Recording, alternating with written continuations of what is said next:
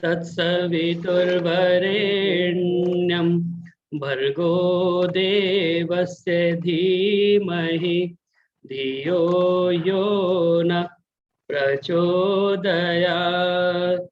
ॐ भूर्भुवः स्वः तत्सवितुर्वरेण्यं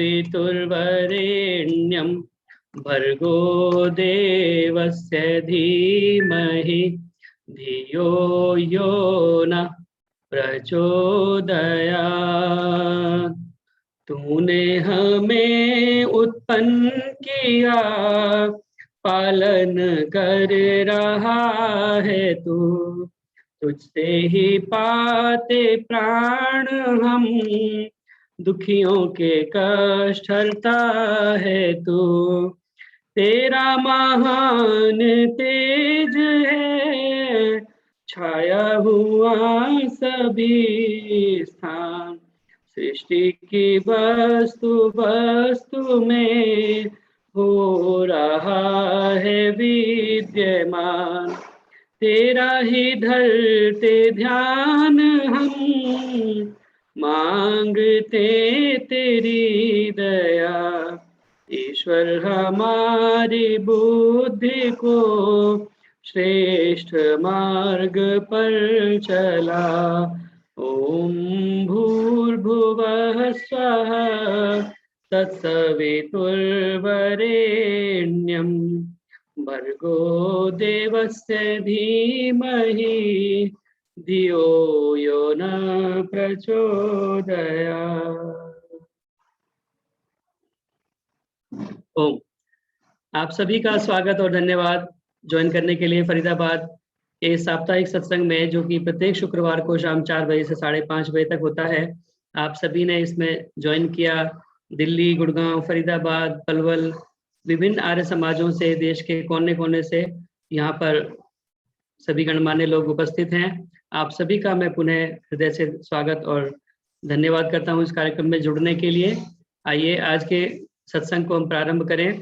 और आज दर्शनाचार्य विमलेश बंसल जी का विशेष उद्बोधन हमें सुनने के लिए मिलेगा। तो सर्वप्रथम मेरी प्रार्थना है, आदरणीय सुलोचना जी C3 जनकपुरी से हमारे मध्य में जुड़ी हुई हैं। आदरणीय सुलोचना जी अपना एक ईश्वर भक्ति का गीत प्रारंभ में सुनाएं और कार्यक्रम को आप प्रारंभ कराएं। आदरणीय सुलोचना जी। और उसके बाद में KD अरोड़ा जी, आप कृपया तैयार रहिएगा। नमस्ते सभी को। नमस्ते जितेंद्र जी, नमस्ते। नमस्ते संतोष जी। हाँ जी, आवाज आ रही है? हाँ जी, आ रही है। नमस्ते जी। सभी को सादर नमस्ते। नमस्ते जी। तेरा नाम सुख की खान, तेरा नाम सुख की खान, दीजो मुझको कृपा निधान, दीजो मुझको कृपा निधान। जो जन जपते तेरा नाम, जो जन जपते तेरा नाम, उन पर तेरी कृपा महान, उन पर तेरी कृपा महान। सारे जग के पालनहारे, बिगड़ी किस्मत तो ही सवारे। सारे जग के पालनहारे, बिगड़ी किस्मत तो ही सवारे। खेवन हार, खेवन हार, मेरे भगवन खेवन हार। तेरा नाम सुख की खान, दीजो मुझको कृपा निधान। तेरे नाम ने शक्ति पाई, तूने सारी सृष्टि तारी। तेरे नाम ने शक्ति पाई, तूने सारी सृष्टि तारी। तारनहार तारनहार मेरे भगवन तारनहार। तेरा नाम सुख की खान दीजो मुझको कृपा निधान। तू मेरी माता तू ही पिता है, तू मेरा बंधु तू ही सखा है। तू मेरी माता तू ही पिता है, तू मेरा बंधु तू ही सखा है। तू मेरा प्रियतम तू मेरा प्रियतम मेरे भगवन तू ही मेरा प्रियतम। तेरा नाम सुख की खान दीजो मुझको कृपा निधान। हर पल मैं तेरा ध्यान लगाऊं, तेरे ध्यान में मगन हो जाऊं। हर पल मैं तेरा ध्यान लगाऊं, तेरे ध्यान में मगन हो जाऊं। रखियो लाज रखियो लाज मेरे भगवन रखियो लाज। तेरा नाम सुख की खान दीजो मुझको कृपा निधान। तू मेरा स्वामी दास मैं तेरा, तेरे बिना कोई ना कोई मेरा। तू मेरा स्वामी दास मैं तेरा, तेरे बिना कोई ना कोई मेरा। बख्शो बख्शो अवगण मेरे मेरे भगवन बख्शो अवगण मेरे। तेरा नाम सुख की खान दीजो मुझको कृपा निधान। जो जन जपते तेरा नाम उन पर तेरी कृपा महान, उन पर तेरी कृपा महान। ओम। बहुत बहुत धन्यवाद सुलोचना जी। बहुत सुंदर ईश्वर भक्ति का भजन कार्यक्रम के प्रारंभ में आपने सुनाया। तेरा नाम सुख की खान, वह परम पिता परमात्मा का नाम वास्तव में सुख की खान है, वह सुख स्वरूप है। ओम भूर्भुवः स्वः, वह स्वः सुख स्वरूप है परम पिता परमात्मा। और जो लोग उसके नाम का स्मरण करते हैं, तज्जपस तदर्थ भावनम, अर्थ की भावना के साथ में जो उसके नाम का स्मरण करते हैं, वे निश्चित ही सुख को प्राप्त करते हैं। ए मेहरबान तूने दी जुबान, वरना थी मेरी आवाज क्या।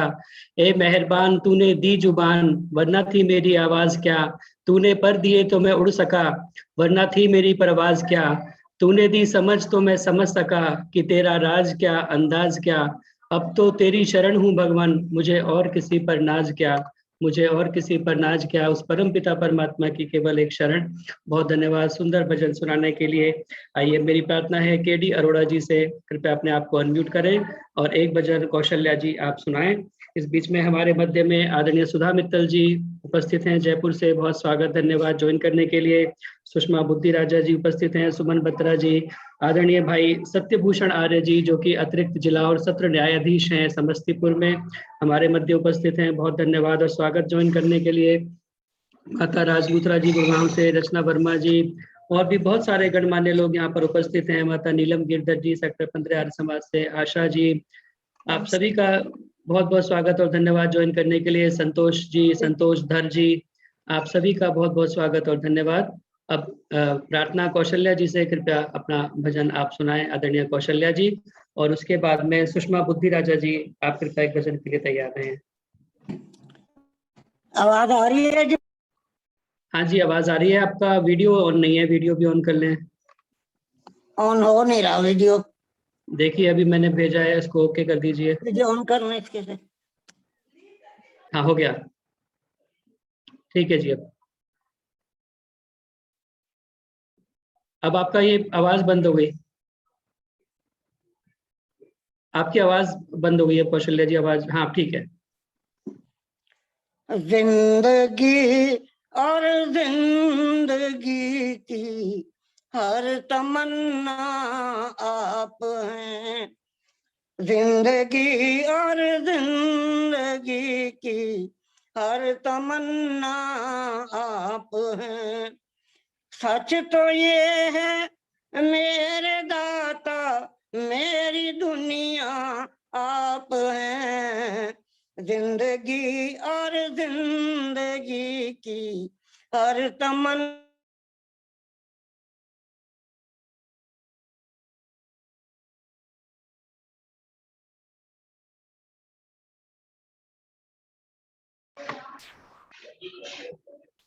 आप हैं। मेरे कनीसा आप हैं।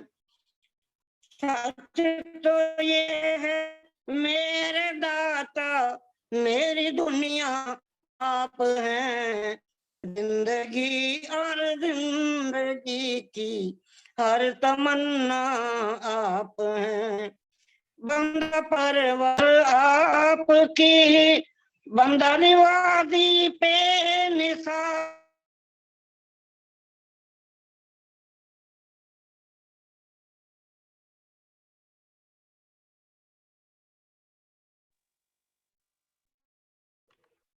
कौशल्या जी का नेटवर्क में गड़बड़ है, अभी मुझे लग रहा है कि वो नेटवर्क स्टेबल नहीं है। इस जरूर मौत को भी टालने वाले मसीहा आप हैं।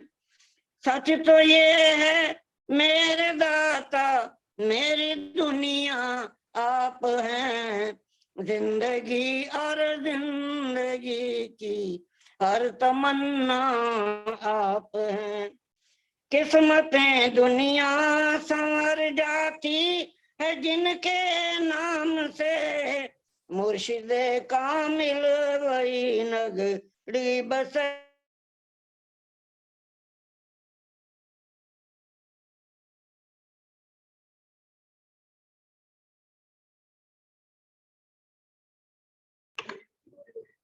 फिर से आवाज बंद हो गई है। सच तो ये है मेरे दाता मेरी दुनिया आप हैं। जिंदगी और जिंदगी की हर तमन्ना आप हैं। धन्यवाद जितेंद्र जी। धन्यवाद जी। हाँ कौशल्या जी, बीच में आवाज कट रही थी, कोई बात नहीं, नेटवर्क की प्रॉब्लम हो जाती है कभी कभी। बहुत धन्यवाद। केडी अरोड़ा जी, बहुत सुंदर ईश्वर भक्ति का भजन आपने सुनाया, बहुत बहुत धन्यवाद जुड़ने के लिए, सुंदर भजन सुनाने के लिए। अब मेरी प्रार्थना है, आदरणीय सुषमा बुद्धि राजा जी हमारे मध्य उपस्थित हैं, गुड़गांव से आपने ज्वाइन किया है और आप किसी परिचय की मोहताज नहीं है। आपका बहुत सुंदर कार्यक्रम क्लैपिंग ग्रुप प्रातःकाल प्रतिदिन चलता है और बहुत ही सुंदर उसमें आपका कार्यक्रम रहता है और हमारे यहाँ पे ग्रुप में अधिकतर लोग उस कार्यक्रम में जुड़ते हैं। तो आपका ज्वाइन करने के लिए बहुत बहुत धन्यवाद। आदरणीय सुषमा बुद्धि राजा जी कृपया अपना भजन सुनाएं और उसके बाद में आदरणीय सुधा मित्तल जी कृपया तैयार रहें। आप सभी को मेरी सादर नमस्ते। जैसा कि आदेश हुआ है एक भजन के लिए, तो आज मैं भजन माँ के ऊपर ही रख रही हूँ क्योंकि माँ की तुलना किसी से नहीं की जा सकती। मेरा भजन कुछ इसी प्रकार से है। माँ की तुलना करनी हो तो करना उस भगवान से, जिसने तुमको पाला पोसा बिना किसी एहसान के। जिसने तुमको पाला पोसा बिना किसी एहसान के। करो अगर तुलना चंदा से, चंदा में भी दाग है। माँ की ममता में निर्मलता, करुणा भरा पराग है। नित नित शीश झुकाना माँ को, नित नित शीश झुकाना माँ को, बिना किसी एहसान के। जिसने तुमको पाला पोसा, बिना किसी एहसान के। जिसने तुमको पाला पोसा, बिना किसी एहसान के। करो अगर तुलना सूरज से, सूरज में भी आग है। माँ का प्यार सभी चाहते हैं, इसमें भी कोई राज है। जब भी सुख पहुँचाओ माँ को, जब भी सुख पहुँचाओ माँ को, कहना नहीं जुबान से। जिसने तुमको पाला पोसा, बिना किसी एहसान के। जिसने तुमको पाला पोसा, बिना किसी एहसान के। करो अगर तुलना सागर से, उसका पानी खारा है। माँ ने अमृत दूध पिलाया, कुल दुनिया से न्यारा है। कैसे कर्ज उतारोगे तुम, कैसे कर्ज उतारोगे तुम उस भोली नादान के। जिसने तुमको पाला पोसा, बिना किसी एहसान के। माँ को कभी गलत मत समझो, हर पल हित वो चाहती है। तुम रोते हो तो रोती है, हंसते हो मुस्काती है। हर पल सबका जीवन संवारा, हल्की सी मुस्कान से। जिसने तुमको पाला पोसा, बिना किसी एहसान के। करो अगर तुलना माँ की, तो धरती माता से करना। जिसने कभी नहीं कुछ चाहा, केवल सीखा है देना। जिसने कभी नहीं कुछ चाहा, केवल देना है सीखा। कभी भी दिल न दुखाना माँ का, कभी भी दिल न दुखाना माँ का, कहती वीणा गान से। जिसने तुमको पाला पोसा, बिना किसी एहसान के।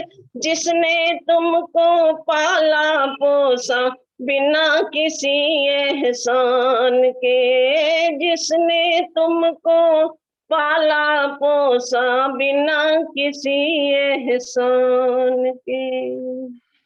धन्यवाद जितेंद्र जी, आपने मुझे समझ। बहुत बहुत धन्यवाद सुषमा बुद्धि राजा जी। बहुत ही सुंदर भजन आपने माँ की महिमा का सुनाया। और माँ का वास्तव में आपके गीत को सुनकर के मुझे शोभा राम प्रेमी जी की पंक्तियां याद आ गई। उन्होंने गीत लिखा है बहुत सुंदर, मैं अक्सर गाया करता हूँ। और उसकी कहती है कि पहली जो उसका अंतरा है वो कहता है कि माँ तो माँ क्या दूं उपमा, हर उपमा उप रह जाती है। अनुपम माँ, माँ की उपमा से वाणी चुप रह जाती है। अंत में ये कह जाती है, इस ऋण से उऋण होना है कठिन, कभी भी नहीं उतार सकोगे तुम अपनी माता का ऋण। तन मन धन जीवन कण कण अर्पण सब आप करो निष्दिन, कभी भी नहीं उतार सकोगे तुम अपनी माता का ऋण। तो कहते हैं कि माँ को क्या उपमा दी जाए। आपने वही गीत के माध्यम से बताया कि अगर चांद की उपमा दी जाए तो चांद के अंदर तो दाग है, लेकिन माँ के अंदर किसी प्रकार का कोई दाग, किसी प्रकार का भी कोई इस प्रकार का नहीं है। और अगर हम सूर्य से उपमा दें तो सूर्य के अंदर तो बहुत आग है, लेकिन माँ के समीप जाकर के बच्चा एकदम शांत, और कितना भी विचलित क्यों ना हो एकदम शांत हो जाता है। अगर माँ की उपमा पर्वत से दी जाए तो पर्वत तो बहुत कठोर होता है, लेकिन माँ तो बहुत ही कोमल होती है। इस प्रकार से शोभाराम प्रेमी जी ने बहुत सुंदर पंक्तियां लिखी हैं कि माँ तो माँ क्या दूं उपमा, हर उपमा उप रह जाती है, क्योंकि उपमा में तो खुद ही उप लगा हुआ है, तो सारी उपमाएं उप रह जाती है। और अंत में यह कह जाती है कि इस माँ की कोई उपमा दी नहीं जा सकती। तो बहुत सुंदर भजन आपने माँ का सुनाया। बहुत सुंदर सुषमा बहुत जी, बहुत बहुत सुंदर रुला दिया आपने। बहुत बहुत सुषमा जी ने धन्यवाद बहुत सुंदर भजन बोला। भाई साहब गा जी के सुना दो, गा के सुनाओ, भावुक जी। कर दो। चलिए भाई साहब गा के सुना दो, गा के। मैं एक वो सुना देता हूँ बस आपको थोड़ा सा, क्योंकि बहुत लोग हैं, सभी के भजन कराने हैं हमें। आदरणीय भ्राता सत्यभूषण जी कुछ कहना चाह रहे हैं संभवतः?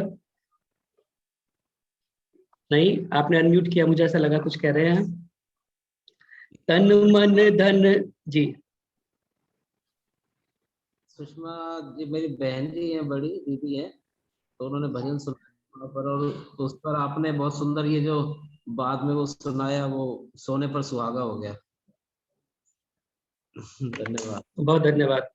तो अभी आशा जी ने बोला कि मैं थोड़ा गा के सुनाऊं शोभाराम प्रेमी जी के गीत को, तो थोड़ा सा मैं आपको सुना देता हूँ, उसके बाद में फिर सुधा मित्तल जी का भजन हम सुनेंगे। जितेंद्र जी, ये मेरी छोटा भाई है। जी जी जी। वाह वाह। तन मन धन जीवन कण कण अर्पण सब आप करो निश दिन, कभी भी नहीं उतार सकोगे तुम अपनी माता का ऋण। तन मन धन जीवन कण कण अर्पण सब आप करो निश दिन, कभी भी नहीं उतार सकोगे तुम अपनी माता का ऋण। माँ तो माँ क्या दूं उपमा, हर उपमा उप रह जाती है, अनुपम माँ माँ की उपमा से वाणी चुप रह जाती है, अंत में ये कह जाती है इस ऋण से उऋण होना है कठिन, कभी भी नहीं उतार सकोगे तुम अपनी माता का ऋण।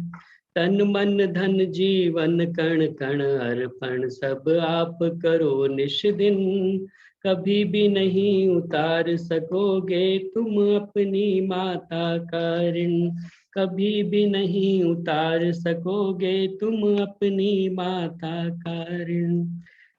बहुत धन्यवाद। मैं बहुत पूरा सुंदर भजन नहीं सुना बहुत था सुंदर जितेंद्र। जी। किसी दिन पूरा सुनाइएगा हाँ जितेंद्र जी, हाँ जी। जी जी जी, समय जरूर। मिलेगा जरूर। बहुत आइए, सुंदर। अब मेरी प्रार्थना है आदरणीय सुधा मित्तल जी हमारे मध्य उपस्थित हैं, मानसरोवर जयपुर आर्य समाज की आप महिला प्रधाना हैं। आप अपना भजन कृपया सुनाएं आदरणीय सुधा मित्तल जी, उसके बाद उषा सूद जी कृपया अपनी कविता के साथ तैयार हैं। सभी को सादर सप्रेम नमस्ते। आज इंसान ढूंढे से मिलता नहीं, हल कैसा ये अभी हो गया देश का।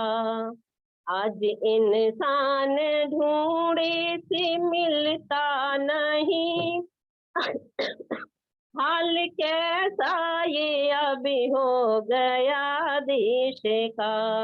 हर तरफ बदले की आज ज्वाला जली, बोलबाला है नफरत का और द्वेष का। हर तरफ आज बदले की ज्वाला जली, बोलबाला है नफरत का और द्वेष का। आदमी चांद पर पहुंचा तो मगर पाँव धरती पे अभी इसके पड़ते नहीं। अपनी गलियों में चलना भी भूला है वो, हाल कैसा ये अभी हो गया देश का। आज इंसान ढूंढे से मिलता नहीं, हाल कैसा ये अभी हो गया देश का। उसे अट्टालिकाएं भवन है खड़े, ऐशो आराम की वस्तुओं से सजे। ऊंची अट्टालिकाएं भवन है खड़ी, ऐशो आराम की वस्तुओं से सजे, छोटा बस आदमी का ही दिल हो गया, हाल कैसा ये अभी हो गया देश का। आज इंसान ढूंढे से मिलता नहीं, हाल कैसा ये अभी हो गया देश का। मान मर्यादा भूला है ये ना समझ, कर्म करता बुरे और अभिमान से, भाई के खून का भाई प्यासा बना, हाल कैसा ये अभी हो गया देश का। आज इंसान ढूंढे से मिलता नहीं, हाल कैसा ये अभी हो गया देश का। धर्म को बांट डाला मतों में कई, और ईश्वर भी सबका अलग हो गया। ऋषियों मुनियों की धरती पे क्या हो रहा, हाल कैसा ये अभी हो गया देश का। आज इंसान ढूंढे से मिलता नहीं, हाल कैसा ये अभी हो गया देश का। ज्ञान मिल जाए अगर हो कृपा ईश की, राही भटका हुआ राह पर आएगा, डूबतों को किनारा भी मिल जाएगा, हाल सुधरेगा तब अपने इस देश का। आज इंसान ढूंढे से मिलता नहीं, हाल कैसा ये अभी हो गया देश का। हर तरफ बदले की आज ज्वाला जली, बोलबाला है नफरत का और द्वेष का, बोलबाला है नफरत का और द्वेष का। बहुत बहुत धन्यवाद केतन भाई साहब समय देने के लिए। बहुत बहुत धन्यवाद सुधा मित्तल जी, बहुत सुंदर गीत। आज इंसान ढूंढे से मिलता नहीं, वास्तव में आदमी का नहीं आज नामो निशान, एक इस प्रकार का कुछ लाइनें सुनी थी मैंने पहले, कभी पूरी तरह से ध्यान नहीं है। वास्तव में देखा जाए तो आज इंसान नजर नहीं आते, केवल ये दो हाथ एक मुंह दो पैर वाले जो हमें ये दिखाई देते हैं स्ट्रक्चर, ये चल तो रहे हैं, देखने में सब इंसान लगते हैं, लेकिन वास्तव में इंसान अंदर से बहुत कम लोग बचे हैं। इंसानियत हम में से खत्म होती जा रही है। लेकिन कहा गया है कि फरिश्ते से बेहतर है इंसान बनना, मगर इसमें लगती है मेहनत ज्यादा। हमें फरिश्ता बनने में उतनी दिक्कत नहीं आती जितना इंसान बनने में आती है। इसलिए आइए हम इंसानियत के गुणों को अपने अंदर धारण करें और इंसान बनने का प्रयास करें। बहुत बहुत धन्यवाद सुंदर भजन सुनाने के लिए। अब मेरी प्रार्थना है आदरणीय उषा सूद जी से कृपया आए और अपनी कविता एक वेद ऋचा के ऊपर आधारित आपने एक नई कविता लिखी है, उस कविता का आप वाचन करें आदरणीय उषा सूद जी, और उसके बाद में रविंद्र गुप्ता जी कृपया तैयार रहें अपने भजन के साथ में। इस लिंक से जुड़ी हुई सभी आत्माओं को नमन। आज एक वेद की ऋचा का अनुवाद है, जो ऋचा मुझे बहुत प्रिय है। वो इस प्रकार है। ओम यतो यतः समीहसे ततो नो अभयं कुरु, शं नः कुरु प्रजाभ्याम् अभयं नः पशुभ्याम्। काव्य अनुवाद इस प्रकार है कठिन जीना यहाँ पर, है कठिन जीना यहाँ पर, सबके लिए उपयुक्त होकर, है कठिन जीना यहाँ सबके लिए उपयुक्त होकर बस यहाँ जीना उसी का जो जिया भय मुक्त होकर, बस यहाँ जीना उसी का जो जिया भय मुक्त होकर। है कठिन जीना यहाँ सबके लिए उपयुक्त होकर। कौन कितनी अवधि लाया, कौन कितनी अवधि लाया, ये यहाँ कोई न जाने। कौन कितनी अवधि लाया, ये यहाँ कोई न जाने।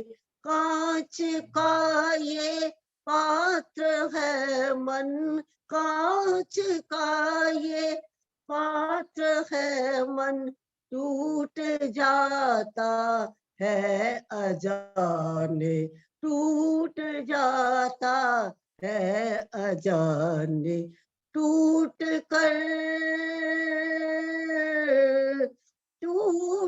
कर ये फिर जुड़ा है, टूट कर ये फिर जुड़ा है।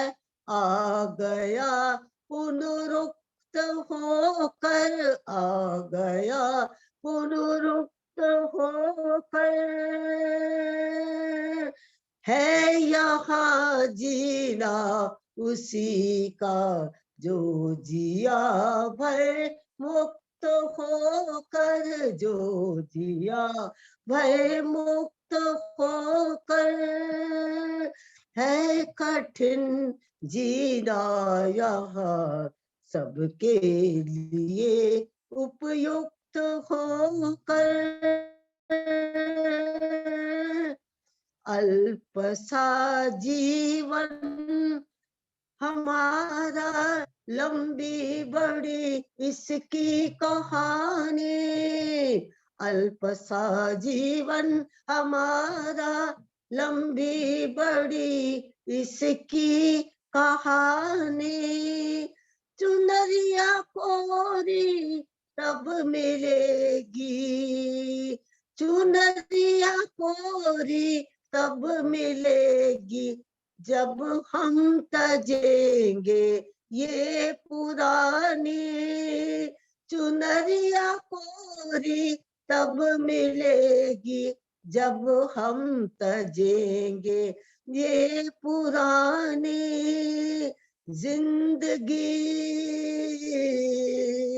जिंदगी उसको मिली है, जिंदगी उसको मिली है, मृत्यु से संयुक्त होकर।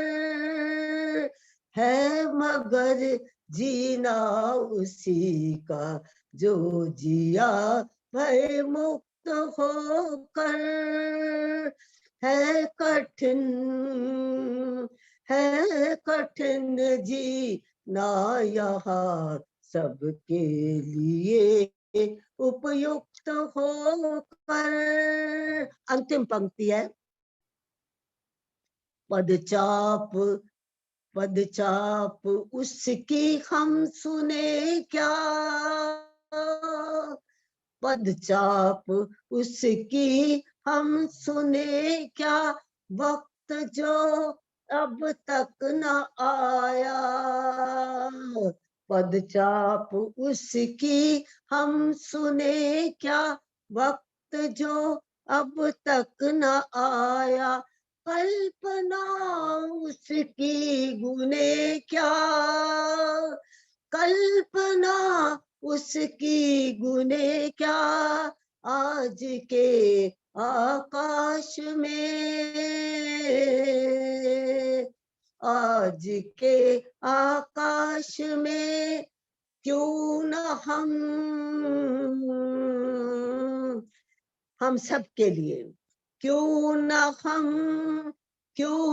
हम खग से उड़े, क्यों ना हम खग से उड़े, इस जगत में उन्मुक्त होकर, क्यों ना हम खग से उड़े, इस जगत में उन्मुक्त होकर। है यहाँ जीना उसी का जो जिया भय मुक्त होकर, है कठिन जीना यहाँ, है कठिन जीना यहाँ, सबके लिए उपयुक्त होकर। मगर यहाँ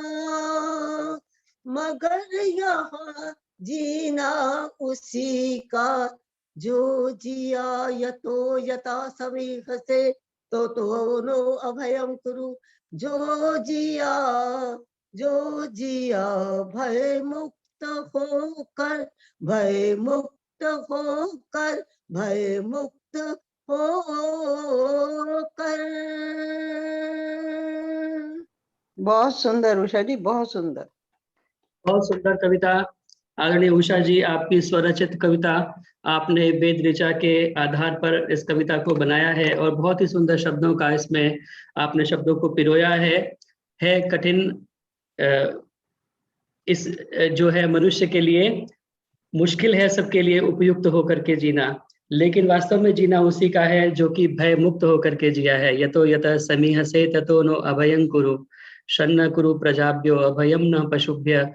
वह परमपिता परमात्मा हम सभी को इस प्रकार की शक्ति देता है और हम उस परमपिता परमात्मा के साये में रहते हुए, उसकी शरण में रहते हुए भय मुक्त अपने आप को माने, क्योंकि जिसका वो परमपिता परमात्मा रक्षा करने वाला है उसका कोई कुछ बिगाड़ नहीं सकता। इस प्रकार की भावना को लेकर के हम इन विचारों में, इन भाव चेतना के अंदर अपने आप को जो है रख सकें, जी सकें। बहुत सुंदर कविता और शब्द, वास्तव में मैं अभी पुनः एक बार रिकॉर्डिंग को फिर से सुनूंगा। बहुत ही सुंदर शब्दों का आपने उसमें संयोजन किया है। बहुत धन्यवाद उषा सूद जी। आपका बहुत धन्यवाद। धन्यवाद, बस आपके अर्पण हो गई, यही बहुत है। तो माता जी बहुत ही सुंदर कविता, मैंने ध्यान पूर्वक सुनी है आपकी कविता को, नमन करती हूँ। बहुत सुंदर आपने काव्य किया है और हर एक पंक्ति को छुआ है। बहुत ही सुंदर आपकी कविता रही, मैं इसको बहुत प्रशंसनीय के योग्य मान रही हूँ। आपका बहुत धन्यवाद। अगर आप लोगों के दरबार में ये हमारी ये कविता पहुंच गई तो समझ लो ईश्वर के दरबार में। अंतिम पंक्ति बहुत अच्छी थी उसकी, खग के समान हम उन्मुक्त होकर सीख जाएंगे तो उस दिन हम अभय होना सीख जाएंगे, और जो अभय हो गया वही आनंद को पा गया। बहुत सुंदर कविता थी आपकी, धन्यवाद माता जी, नमन। आपका भी धन्यवाद। बहुत धन्यवाद उषा सूद जी का। वैदिक मोहन आश्रम से आपने ज्वाइन किया और सुंदर रचना आपने कविता सुनाई अपनी, बहुत धन्यवाद। आइए, समय बहुत, आश्रम की भूमि का असर है जी, ये ऋषि के चरण जहाँ पर पड़े हैं उस भूमि का असर है। मैं अपने जी जी जी। और कविता जी, कविता आपका गायन और उसका जो तरन्नुम जिसे कहते हैं वो भी बहुत ही सुंदर रहा। बहुत धन्यवाद। आइए, अब मेरी प्रार्थना है आदरणीय रविंद्र गुप्ता जी से शीघ्रता पूर्वक कृपया अपना भजन सुनाएं, क्योंकि समय ऑलरेडी काफी ज्यादा हो गया है। इस बीच में जो लोग हमारे पद्य में और ज्वाइन किए उन सभी का मैं पुनः स्वागत करता हूँ। आदरणीय माता लाज गुप्ता जी पलवल से हमारे मध्य उपस्थित है, किरण राणा जी, विजय देवेश्वर जी, नीलम धमीजा जी चंडीगढ़ से, विमल सचदेवा जी, चंद्र अरोड़ा जी, संतोष नंदवानी जी मयूर बिहार से, आप सभी का ज्वाइन करने के लिए पुनः धन्यवाद। आदरणीय रविंद्र गुप्ता जी अपना भजन सुनाएं। सभी श्रोताओं को मेरा नमन। आइए, एक पथिक जी का बहुत ही पुराना गीत है, उसको गुनगुनाते हैं। किसी के काम जो आए उसे इंसान कहते हैं, उसे इंसान कहते हैं। पराया दर्द अपनाए उसे इंसान कहते हैं, उसे इंसान कहते हैं। कभी धनवान है कितना, कभी इंसान निर्धन है। कभी सुख है कभी दुख है, इसी का नाम जीवन है। जो मुश्किल में न घबराए, उसे इंसान कहते हैं। उसे इंसान कहते हैं। पराया दर्द अपनाए, उसे इंसान कहते हैं। उसे इंसान कहते हैं।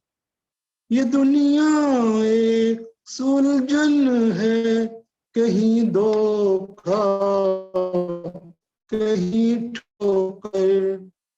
कोई हंस हंस के जीता है, कोई जीता है रो रो कर।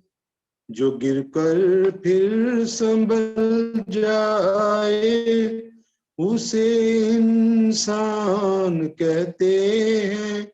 उसे इंसान कहते हैं। पराया दर्द अपनाए, उसे इंसान कहते हैं। उसे इंसान कहते हैं। अगर गलती रुलाती है, तो ये राह भी दिखाती है। बशर गलती का पुतला है, ये अक्सर हो ही जाती है। जो गलती करके पछताए, उसे इंसान कहते हैं। उसे इंसान कहते हैं। पराया दर्द अपनाए, उसे इंसान कहते हैं। उसे इंसान कहते हैं। अकेले ही जो खाका कर सदा गुजरान करते हैं, यूं भरने को तो दुनिया में पशु भी पेट भरते हैं। पथिक जो बांट कर खाए, उसे इंसान कहते हैं।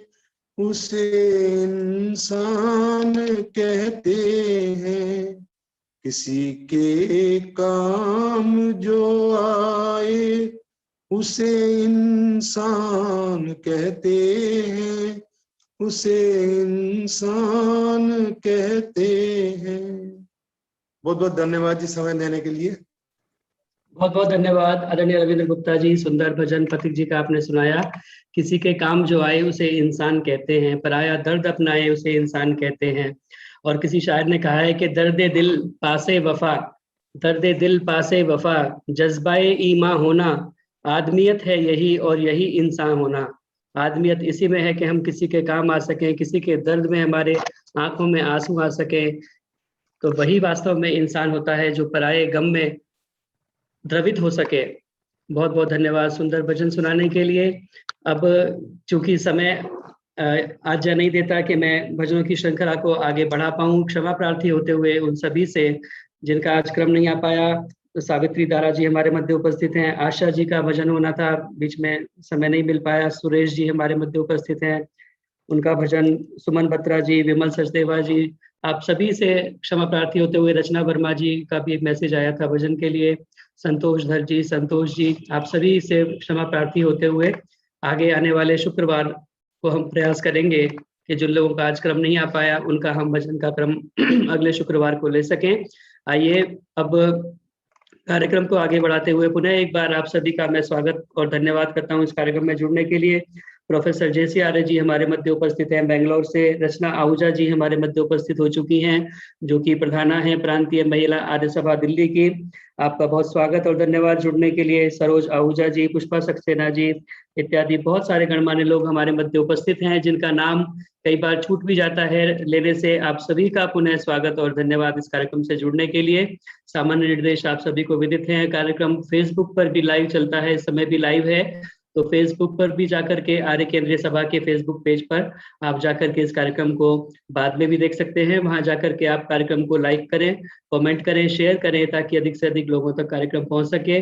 जो लोग पहली बार इस कार्यक्रम में जुड़े हैं, कृपया अपना परिचय, मोबाइल नंबर सहित आप चैट में लिख करके जाएं, ताकि हम इस कार्यक्रम की रिकॉर्डिंग और आगामी कार्यक्रमों की सूचना आप तक पहुंचा सके।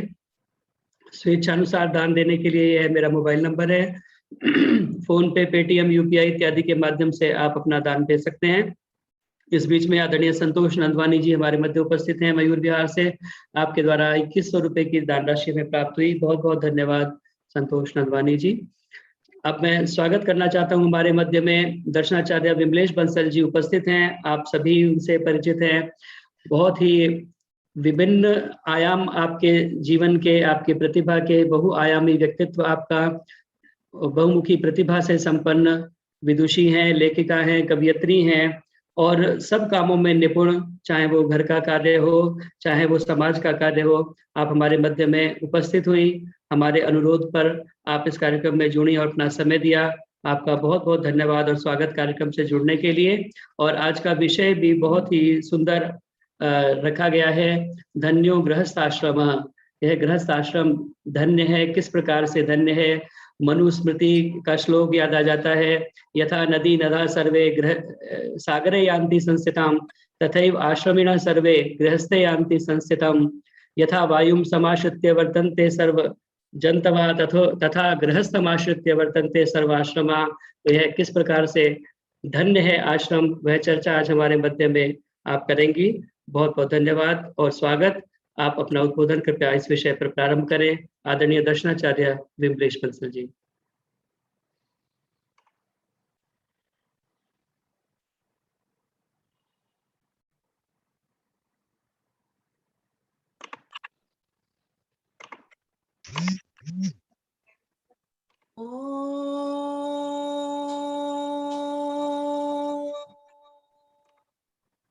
यो भूतं च भव्यं च सर्वं यश्चाधितिष्ठति स्वर्यस्य च केवलं तस्मै ज्येष्ठाय ब्रह्मणे नमः। तस्मै ज्येष्ठाय ब्रह्मणे नमः। ॐ नमस्ते अस्तु आयते नमोऽस्तु परायते नमस्ते प्राणतिष्ठत आसीनायोत ते नमः। आसीनायोत ते नमः। बहुत ही सुंदर कार्यक्रम चल रहा है, भजनों के माध्यम से भी और काव्य भी अभी हम सुन ही रहे थे माता जी से। और जितने भी बंधु बांधव, मेरे परिजन प्रियजन, सभी माताओं बहनों प्यारे भाइयों, सभी को मैं हार्दिक नमन, वंदन और अभिनंदन करती हूँ। सादर सप्रेम नमस्ते कहती हूँ। प्यारे भाइयों बहनों, जैसा कि हमारा विषय है धन्यो गृहस्थ आश्रम। गृहस्थ आश्रम धन्य है, धन्य धन्य है, धन्य धन्य है। भूयो भूयो नमः। ऐसे आश्रम को मैं बारंबार नमस्कार करती हूँ। और जिसने यह आश्रम की व्यवस्था दी, ऐसे परमपिता परमेश्वर को कोटिशः नमन करती हूँ, मौन होकर के नमन करती हूँ। क्यों? क्योंकि मैं स्वयं इस गृहस्थ आश्रम में रह रही हूँ, जी रही हूँ, देख रही हूँ। ये एकमात्र गृहस्थ आश्रम ही ऐसा आश्रम है जो कि बाकी के सभी आश्रमों को, चाहे ब्रह्मचर्य आश्रम हो, चाहे वानप्रस्थ आश्रम हो, चाहे संन्यास आश्रम हो या स्वयमेव गृहस्थ आश्रम ही हो, चारों आश्रमों की, चारों वर्णों की पालना करने वाला और पुरुषार्थ पर उतरने वाला, सबसे बड़ी बात, धर्म, अर्थ, काम और मोक्ष सभी की सिद्धि करवाने वाला, क्रमशः सिद्धि करवाने वाला, ऐसा ये जो आश्रम है वास्तव में ये नमन के योग्य है। पर होता क्या है, व्यक्ति इस गृहस्थ आश्रम में आकर के जो कर्तव्यम जो कार्य करने चाहिए उन कर्तव्यों को तो नहीं करता, लेकिन जो नहीं करने चाहिए उन कामों को करना प्रारंभ कर देता है। इसीलिए कहीं ना कहीं व्यक्ति के मन में ये आ जाती है कि इसमें तो बहुत सारा दुख भरा हुआ है। ऐसा नहीं है, दुख कहाँ नहीं है, बताइए मुझे। एक ब्रह्मचारी भी अगर उचित शिक्षा नहीं मिलती, उसको उचित खान पीन उसका नहीं मिलता, उचित आहार विहार उसका नहीं होता, उचित निद्रा शयन उसका नहीं होता, तो वो ब्रह्मचारी भी दुखी रहता है।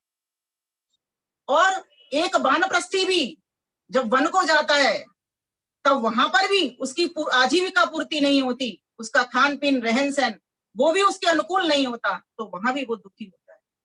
एक सन्यासी भी जो सब कुछ अपना घर परिवार बच्चे छोड़ करके बैठा है, अगर उसको भी अपने अनुकूल स्थिति कहीं परिवारों में नहीं मिलती किसी भी तरह की, या तो उसको ध्यान उपासना में स्थान नहीं मिलता, करने के लिए समय नहीं मिलता, या फिर उसको कहीं भोजन पानी की भी व्यवस्था रहती है, बहुत सारी तकलीफें कहीं भी किसी को किसी भी स्थान से हो सकती हैं, किसी भी समय हो सकती है। इसीलिए कोई अगर ये कहता है कि ये आश्रम बढ़िया, ये आश्रम बढ़िया, नहीं, सभी आश्रम बढ़िया, क्योंकि परमात्मा के बनाए हुए ये आश्रम हैं, हमारे बनाए हुए नहीं। परमात्मा के ज्ञान में कहीं भी कोई ना भ्रांति है, ना कोई गलती है, ना कोई कमी है, ना कोई अल्पज्यता है। क्यों? क्योंकि परमात्मा स्वयं सर्वज्ञ है और सर्वव्यापक है, सर्वदेशीय है और सर्वशक्तिमान है। वो जानते हैं हर बात को कि क्या मेरे पुत्रों के लिए कौन सा आश्रम मुझको किस किस अवस्था में देना है, किस किस अवस्था के लिए कौन सा आश्रम उपयुक्त होगा। इसीलिए हम सभी यहाँ पर गृहस्थी जन बैठे हुए हैं, हम सभी गृहस्थ आश्रम का पालन कर रहे हैं। गृहस्थ आश्रम के द्वारा बाकी के आश्रमों को भी आगे बढ़ाने के लिए प्रयत्नरत हैं। अब हमको करना क्या है, कब हमारा गृहस्थ आश्रम धन्य धन्य होगा, कब हमारा सौभाग्य जगेगा। तो वेद के भीतर एक सूक्ति आती है, उत्क्रामात् महते सौभागाय। अगर गृहस्थ धर्म को आप सुंदर बनाना चाहते हो, स्वस्थ बनाना चाहते हो, समृद्ध करना चाहते हो, सुखी करना चाहते हो, आनंद से पूर्ति करना चाहते हो, तो अपने सौभाग्य को जगाना सीखो। ये सौभाग्य है क्या? बड़ा ही कहने को एक शब्द ऐसा है, सरल सा है, और हर कोई इसको सौभाग्य बोल रहा है। अब भाग्य तो हमारे हाथ में है नहीं, जो हम कर आए वो मिलेगा, सभी हम जानते हैं, लेकिन कर्म हमारे हाथ में। तो सौभाग्य की प्राप्ति के लिए हमको वही बात में फिर दोबारा रही हूं, पुरुषार्थ पर उतरना होगा, धर्म की ओर प्रवृत्त होना चाहिए। तो जो गृहस्थ आश्रम है यही एकमात्र ऐसा आश्रम है जिससे आपके धर्म कर्म हो सकते हैं। इसलिए महर्षि दयानंद सरस्वती ने संस्कार विधि में एक जगह कोट किया है इस बात को कि विवाह क्यों किया जाता है, गृहस्थ आश्रम में प्रवेश क्यों किया जाता है। 3 बातें लिखी वहां पर। एक तो सुसंतान का निर्माण, उत्तम संतान का बनाना। दूसरा वहां पर वो लिखते हैं धर्म कार्यों को करना, दान देना, पुण्य के कार्य करना, है ना, धर्मार्थ सेवा संस्थाओं को खोलना, किसी की बेटी का विवाह करना, इस प्रकार से दान के भंडारे खोल देना। ये गृहस्थी ही इस काम को कर सकता है, क्योंकि वह व्यापारी होकर के धन कमाता है और धन को कमा करके स्वयं अपना ही पेट नहीं भरता, बाकी के आश्रमों की वर्णों की भी वो चिंता करता है, वहां पर भी वो धन को लगाता है। तो इस प्रकार से धर्म और कर्म, मानसिक कर्म, वाचिक कर्म और शारीरिक कर्म, तीनों कर्मों को वह धर्म युक्त भी करता है गृहस्थ आश्रम में आके, और अधर्म से भर करके भी करता है। उदाहरण दे सकते हो आप इतिहास के भीतर। भगवान राम धर्मयुक्त काम करते हैं, रावण अधर्मयुक्त काम करता है, दोनों ही गृहस्थ आश्रम में।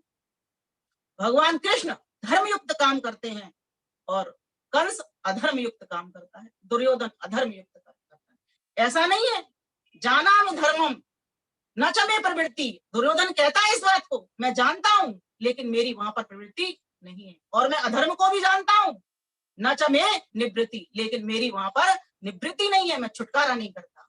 तो यहाँ पर ये बताया गया है कि धन्य आश्रम कब होता है गृहस्थ का, जबकि वह अपने घर के भीतर, दो बातें हैं इसमें, घर हमारे आनंद से भरे।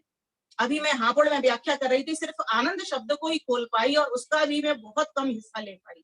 आज मेरी इच्छा है कि मैं अधिक इधर उधर ना उलझ करके और इस पूरे श्लोक को, जो चाणक्य नीति का श्लोक है, उसको पूरे को थोड़ा थोड़ा करके खोलूं। फिर कभी मौका मिलेगा, अवसर मिलेगा तो एक एक पद उठाऊंगी और एक एक पद की अलग अलग से इसकी व्याख्या रखूंगी।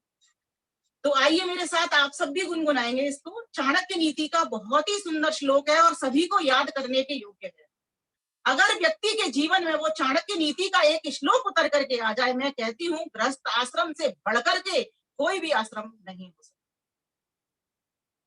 सानंदम सदनम सुताश्च सुदया कांता प्रियालापिनी सनमित्रं सुधनं सयोषितिरति चाज्या परा सेवका आतिथ्यं शिवपूजनं मिष्टान्नपानं गृहे प्रतिदिनं मिष्टान्नपानं गृहे साधो संगमुपासते हि सततं धन्यो गृहस्थाश्रम, हि सततं धन्यो गृहस्थाश्रम। जब घर हमारे आनंद से भर जाते हैं तो वो धन्य धन्य हो जाता है। तो वहां पर महते उत्क्रामात सौभाग्य, सौभाग्य जाग जाता है उस घर का, उस घर के प्रत्येक सदस्य का। अब भरे कैसे वो, तो दो ही माध्यम है इसके। या तो घर के भीतर का बनावट इस तरह की हो कि उसमें क्रॉस वेंटिलेशन हो, धूप आती हो, है ना, छायादार वृक्ष आगे पीछे लगे हों, हर प्रकार का जैसे वो सुख देता हो।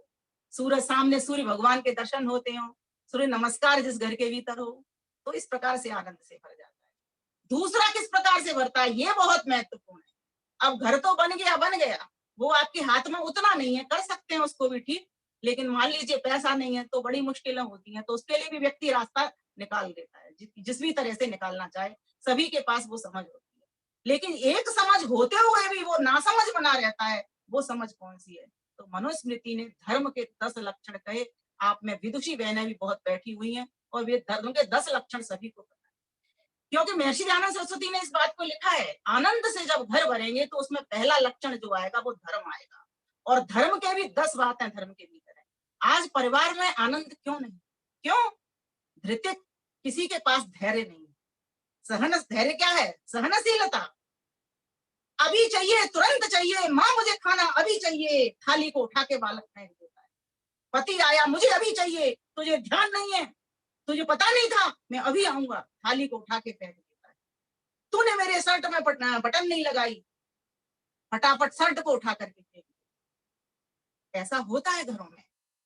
धृत्य, इसीलिए पति हो चाहे पत्नी हो, इस उदाहरण को पूरे परिवार के सभी सदस्य घटा सकते हैं अपने ऊपर कि क्या हमारे भीतर वो धैर्य है।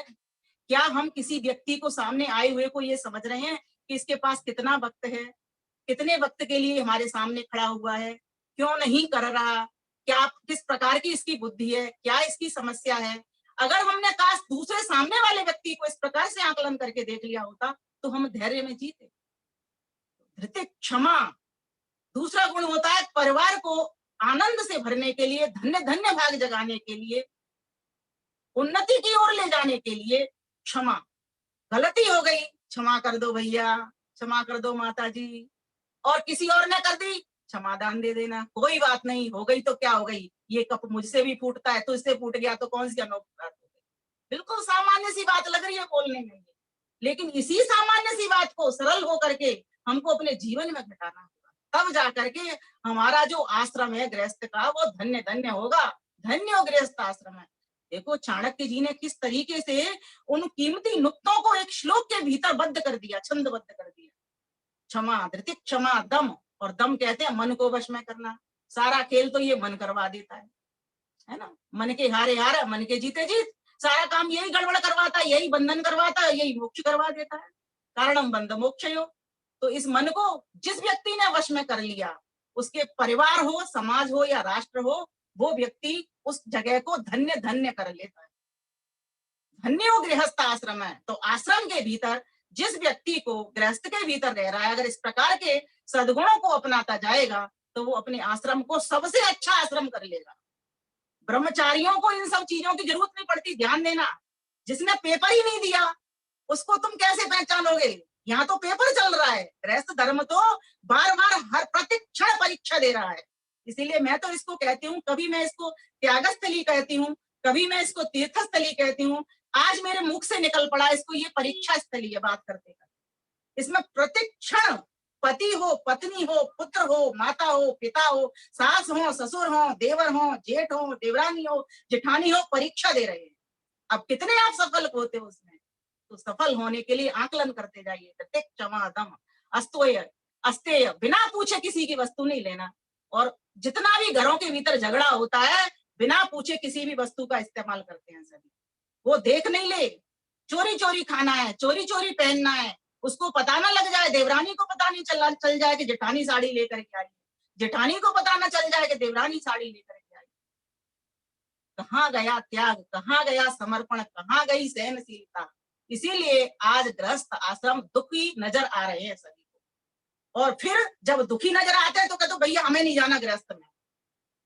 तो क्या करते हैं, सीधे ब्रह्मचारी सन्यासी चले जाते हैं। अब वहां जाके उनको दिक्कत क्या आती है? जिन भोगों को भोगना चाहते थे वो उनको वहां मिलता नहीं है, तो इधर उधर वो नजर दौड़ाते।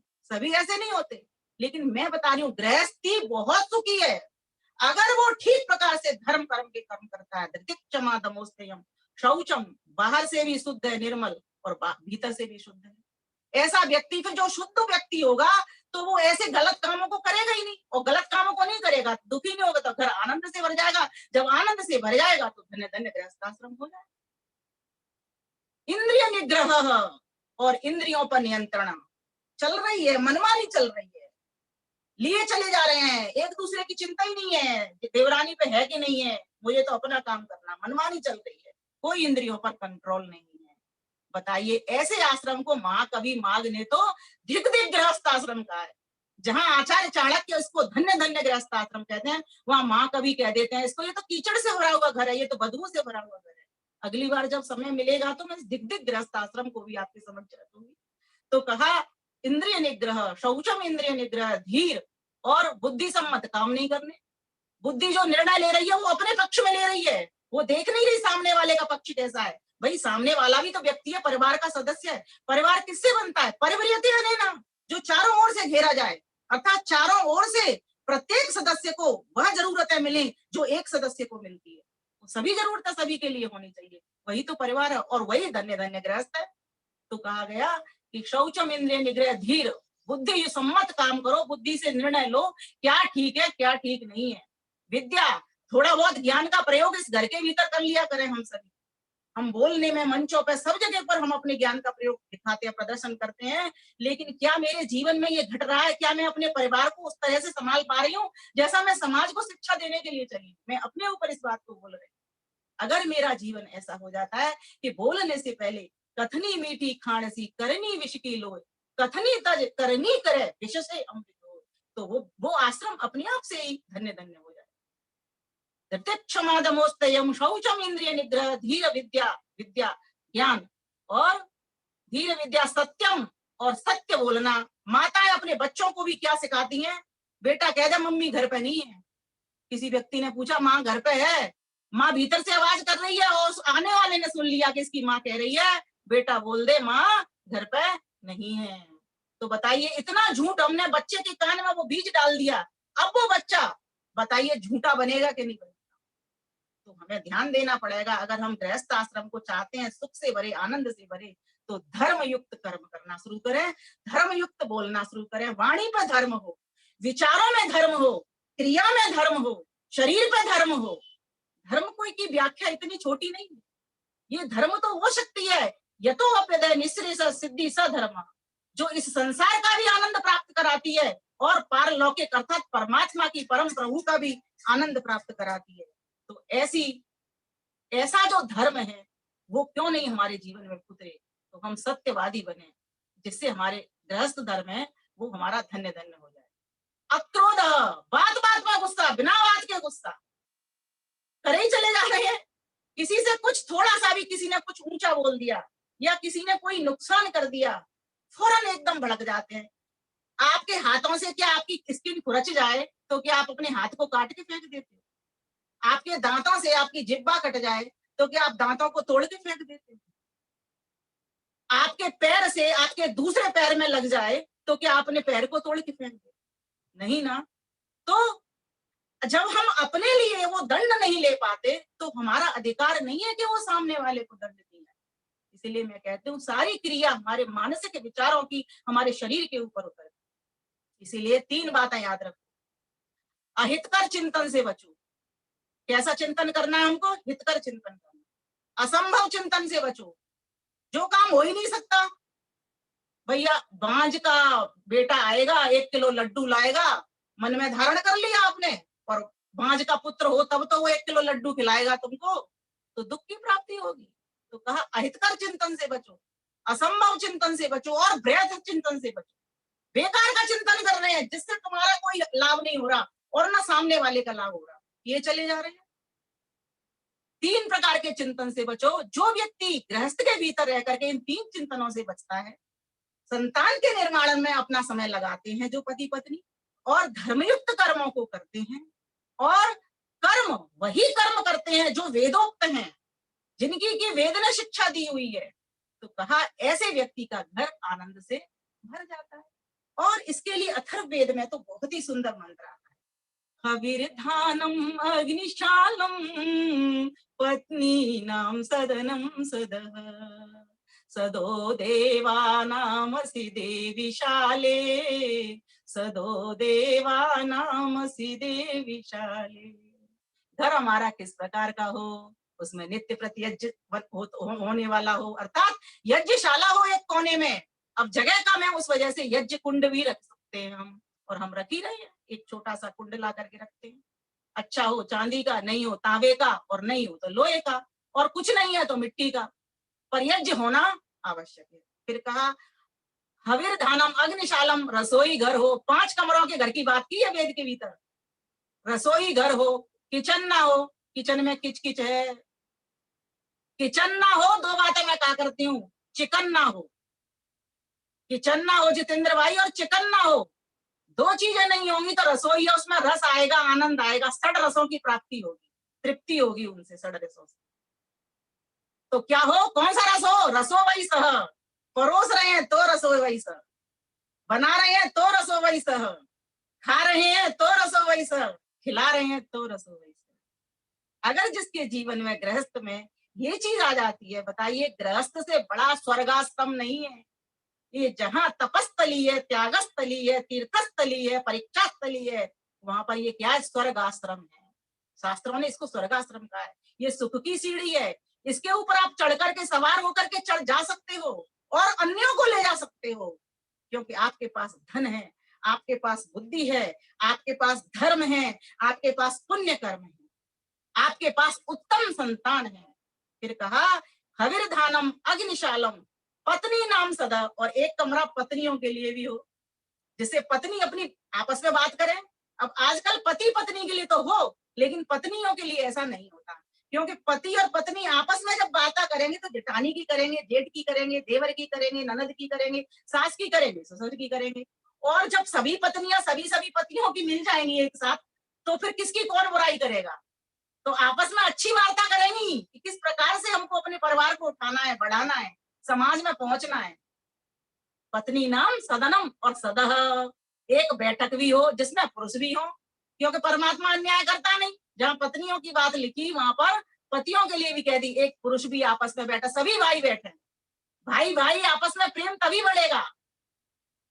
ऐसे ही नहीं कह दिया था भगवान राम ने और लक्ष्मण ने, राज तिलक को गेंद बनाकर खेलने लगे खिलाड़ी, इधर राम उस तरफ भरत, दोनों ने ठोकर मारी, शिक्षा दे रही जी हमको रामायण अति प्यारी। चारों भाई बैठते थे, साथ साथ भोजन करते थे। वेद ने कहा है सामूहिक पाकशाला हो, सामूहिक भोजनशाला हो, एक साथ सब भोजन करने वाले हों, एक साथ सभी सदस्य के घर के सदस्य बैठ करके वार्ता करने वाले हों, व्यवहार करने वाले हों, संवाद करने वाले हों, ना कि विवाद करने वाले नहीं। अभी घरों के भीतर जो पोजीशन हमको पता चल रही है, वो कौन सी पता चल रही है?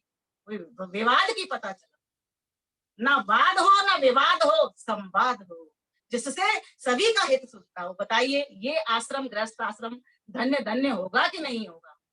जिसके भीतर राष्ट्र की बातें होती हो, हमें राष्ट्र को कैसे उन्नत करना है, जिसके भीतर समाज की बातें होती हो, समाज को कैसे उन्नत करना है, बताइए। तब जाकर के जिसके भीतर ये बात होनी चाहिए कि हमको ब्रह्मचारियों को, गुरुकुलों को बढ़ाना है कि नहीं बढ़ाना है, तब जाकर के धन्य गृहस्थ आश्रम होगा।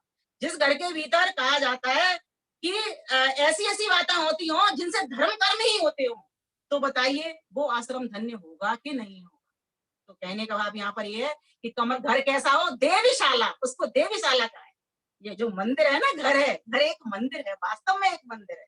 इसमें सभी देवी हैं और देवता है, कोई छोटे देवता कोई बड़े देवता, सभी को सभी का ध्यान रखना, सभी को परस्पर सम्मान करना, तब जाकर के घर हमारे आनंद से भर सकते हैं। 5 कमरों वाले घर की जो बात कही है, उस 5 कमरों वाले घर ने हमको कितनी शिक्षा दे दी। मैं तो कहती हूँ किसी के पास 5 डिवीजन घर के हैं या नहीं है, लेकिन आपका जो घर, जो पिंड है, इसके भीतर जो 5 कोष है, वो 5 कोष्ठ है, वो 5 कमरे हैं। आपकी उन्नति पर ध्यान हो, किस तरह? अन्नमय से प्राण में, प्राणमय से मनोमय, मनोमय से विज्ञान में, विज्ञानमय से आनंद में। आपके 5 कमरों की उन्नति इस प्रकार से होना चाहिए। आपका ध्यान इस तरह से क्रमशः बढ़ना चाहिए कि अन्न में से, मैं सिर्फ खाने के लिए इस घर के भीतर नहीं रह रहा, मैं अपने प्राणों को प्राणवान करने के लिए इस घर के भीतर रह रहा हूँ, और पूरे परिवार को प्राणवान करने के लिए, जीवंत बनाने के लिए इस घर के भीतर रह रहा हूँ। तो धन्य धन्य गृहस्थ आश्रम है, गृहस्थ आश्रम धन्य हो जाएगा।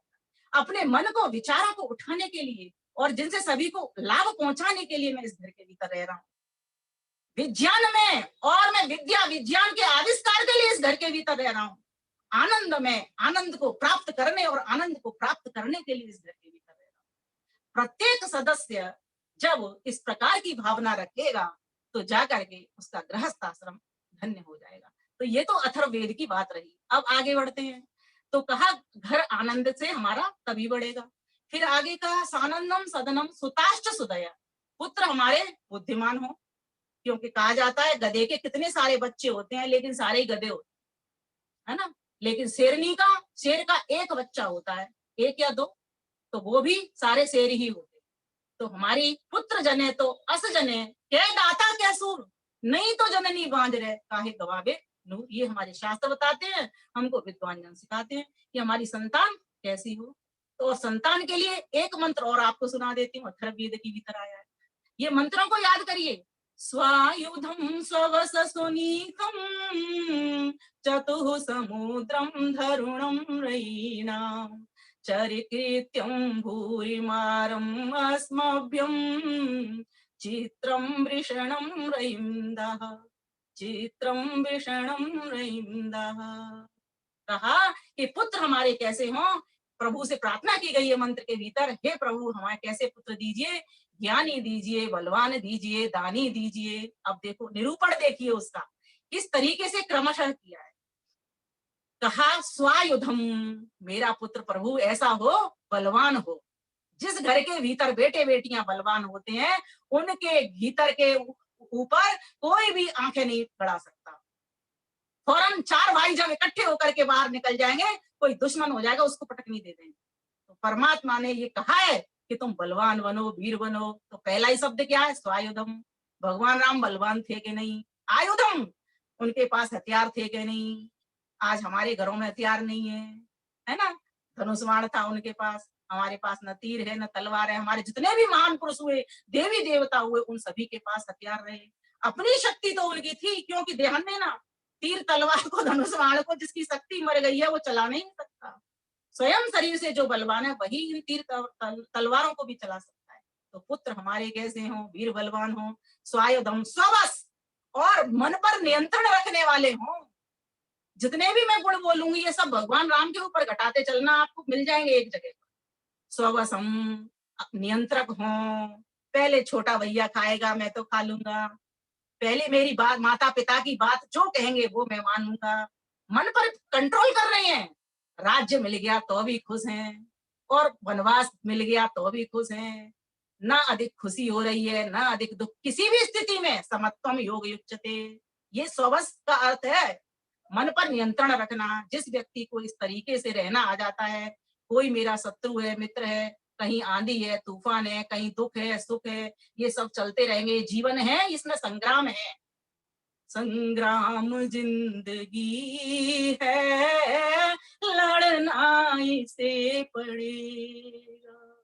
संग्राम जिंदगी है, लड़ना इसे पड़ेगा। ये जो संग्राम है, गीत बड़ा है, मैं नहीं सुनाऊंगी क्योंकि मेरे पॉइंट रह जाते हैं हर बार। फिर स्वायुधम सुवधम सुनीतम, नीति युक्त हो, नीतियों पर चलने वाला हो। हमारे देश में राजा राम हुए, कृष्ण हुए, चाणक्य हुए।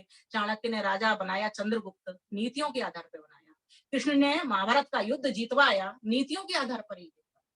भगवान राम ने जो युद्ध जीता था, रावण को मारा था, वो नीतियों के आधार पर ही रावण को मारा।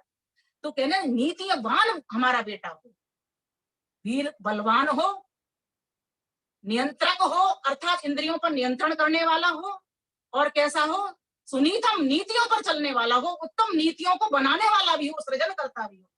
स्वायुधम स्ववस सुनीतम चतुः समुद्रम, और चारों समुद्रों में चारों ओर से अवगाहन करने वाला हो। धरुणम रयिणाम, और धन और ऐश्वर्यों को प्राप्त कराने वाला,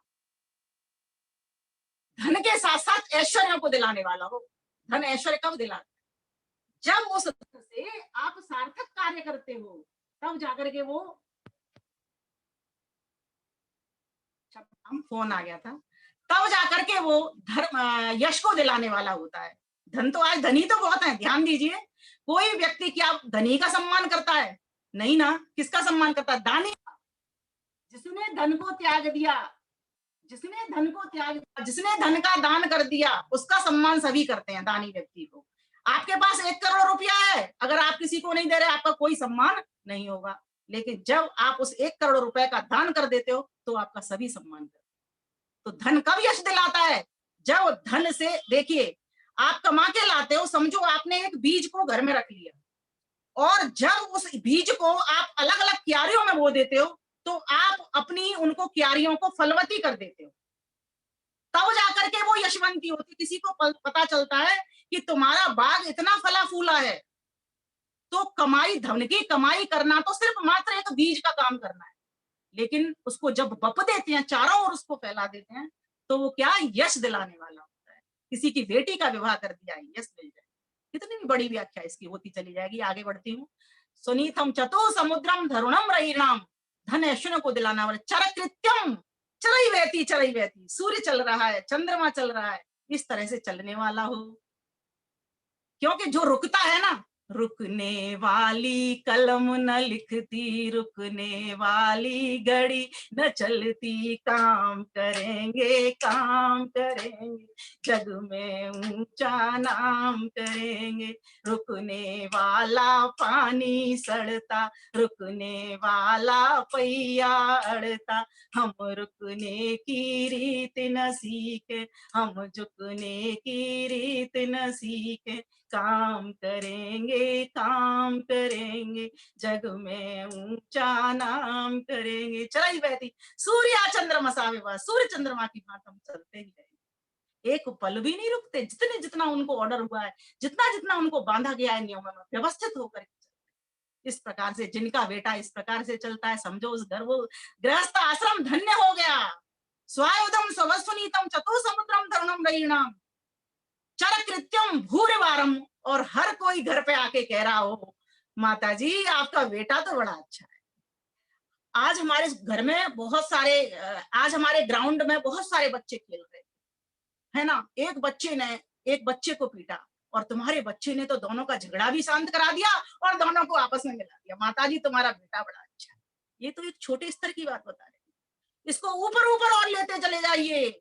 इस प्रकार से भूरिवारम अस्मभ्यम, हमें ऐसा पुत्र परमात्मा प्राप्त कराइए जिसकी भूरि सभी प्रशंसा करते हो। कोई एक व्यक्ति नहीं, ध्यान देना, एक व्यक्ति तो अपने स्वार्थ के लिए भी कर देगा और बुरा व्यक्ति भी नहीं। ऐसा करना काम सके, हमारे पिताजी सुनाया करते थे, ऐसा करना काम सके बुरा न कोई कह दे, ऐसा करना काम सके बुरा न कोई कह दे, बुरा कहे तो कहने दे, भला न कोई कह दे, भला न कोई कह दे। अगर भले व्यक्ति ने तुम्हारे भीतर कोई कमी बताती तो जरूर तुम्हारे भीतर कोई ना कोई कमी है। तो अगर भले व्यक्ति तुम्हारी प्रशंसा कर रहे हैं तो तुमसे ज्यादा अधिक बढ़िया कोई व्यक्ति नहीं है। अगर विद्वान तुम्हारी प्रशंसा कर रहे हैं, सामान्य व्यक्ति तो करेगा, उसके स्वार्थ हो सकते हैं, लेकिन कोई विशेष महान आत्मा अगर आपकी प्रशंसा कर रही है तो समझो आप सद्गुणी हो और आप उन्नति की राह पर बढ़ रहे हो।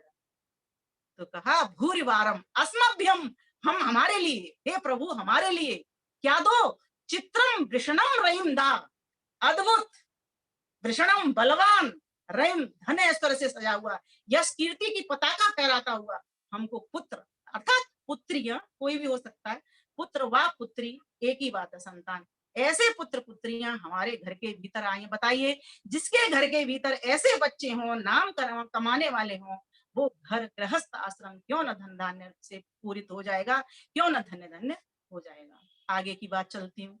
अब यहाँ पर हमने बात की थी सानंदम सदनम सुताश्च सुदयत, कांता प्रिया लापिनी, पत्नी कैसी हो, मधुरभाषिणी हो, जाया पत्ये मधुमती, पत्नी कैसी हो, मधुर बोलने वाली हो, कर्कश बोली बोलने वाली होगी तो क्या होगा, झगड़े होंगे।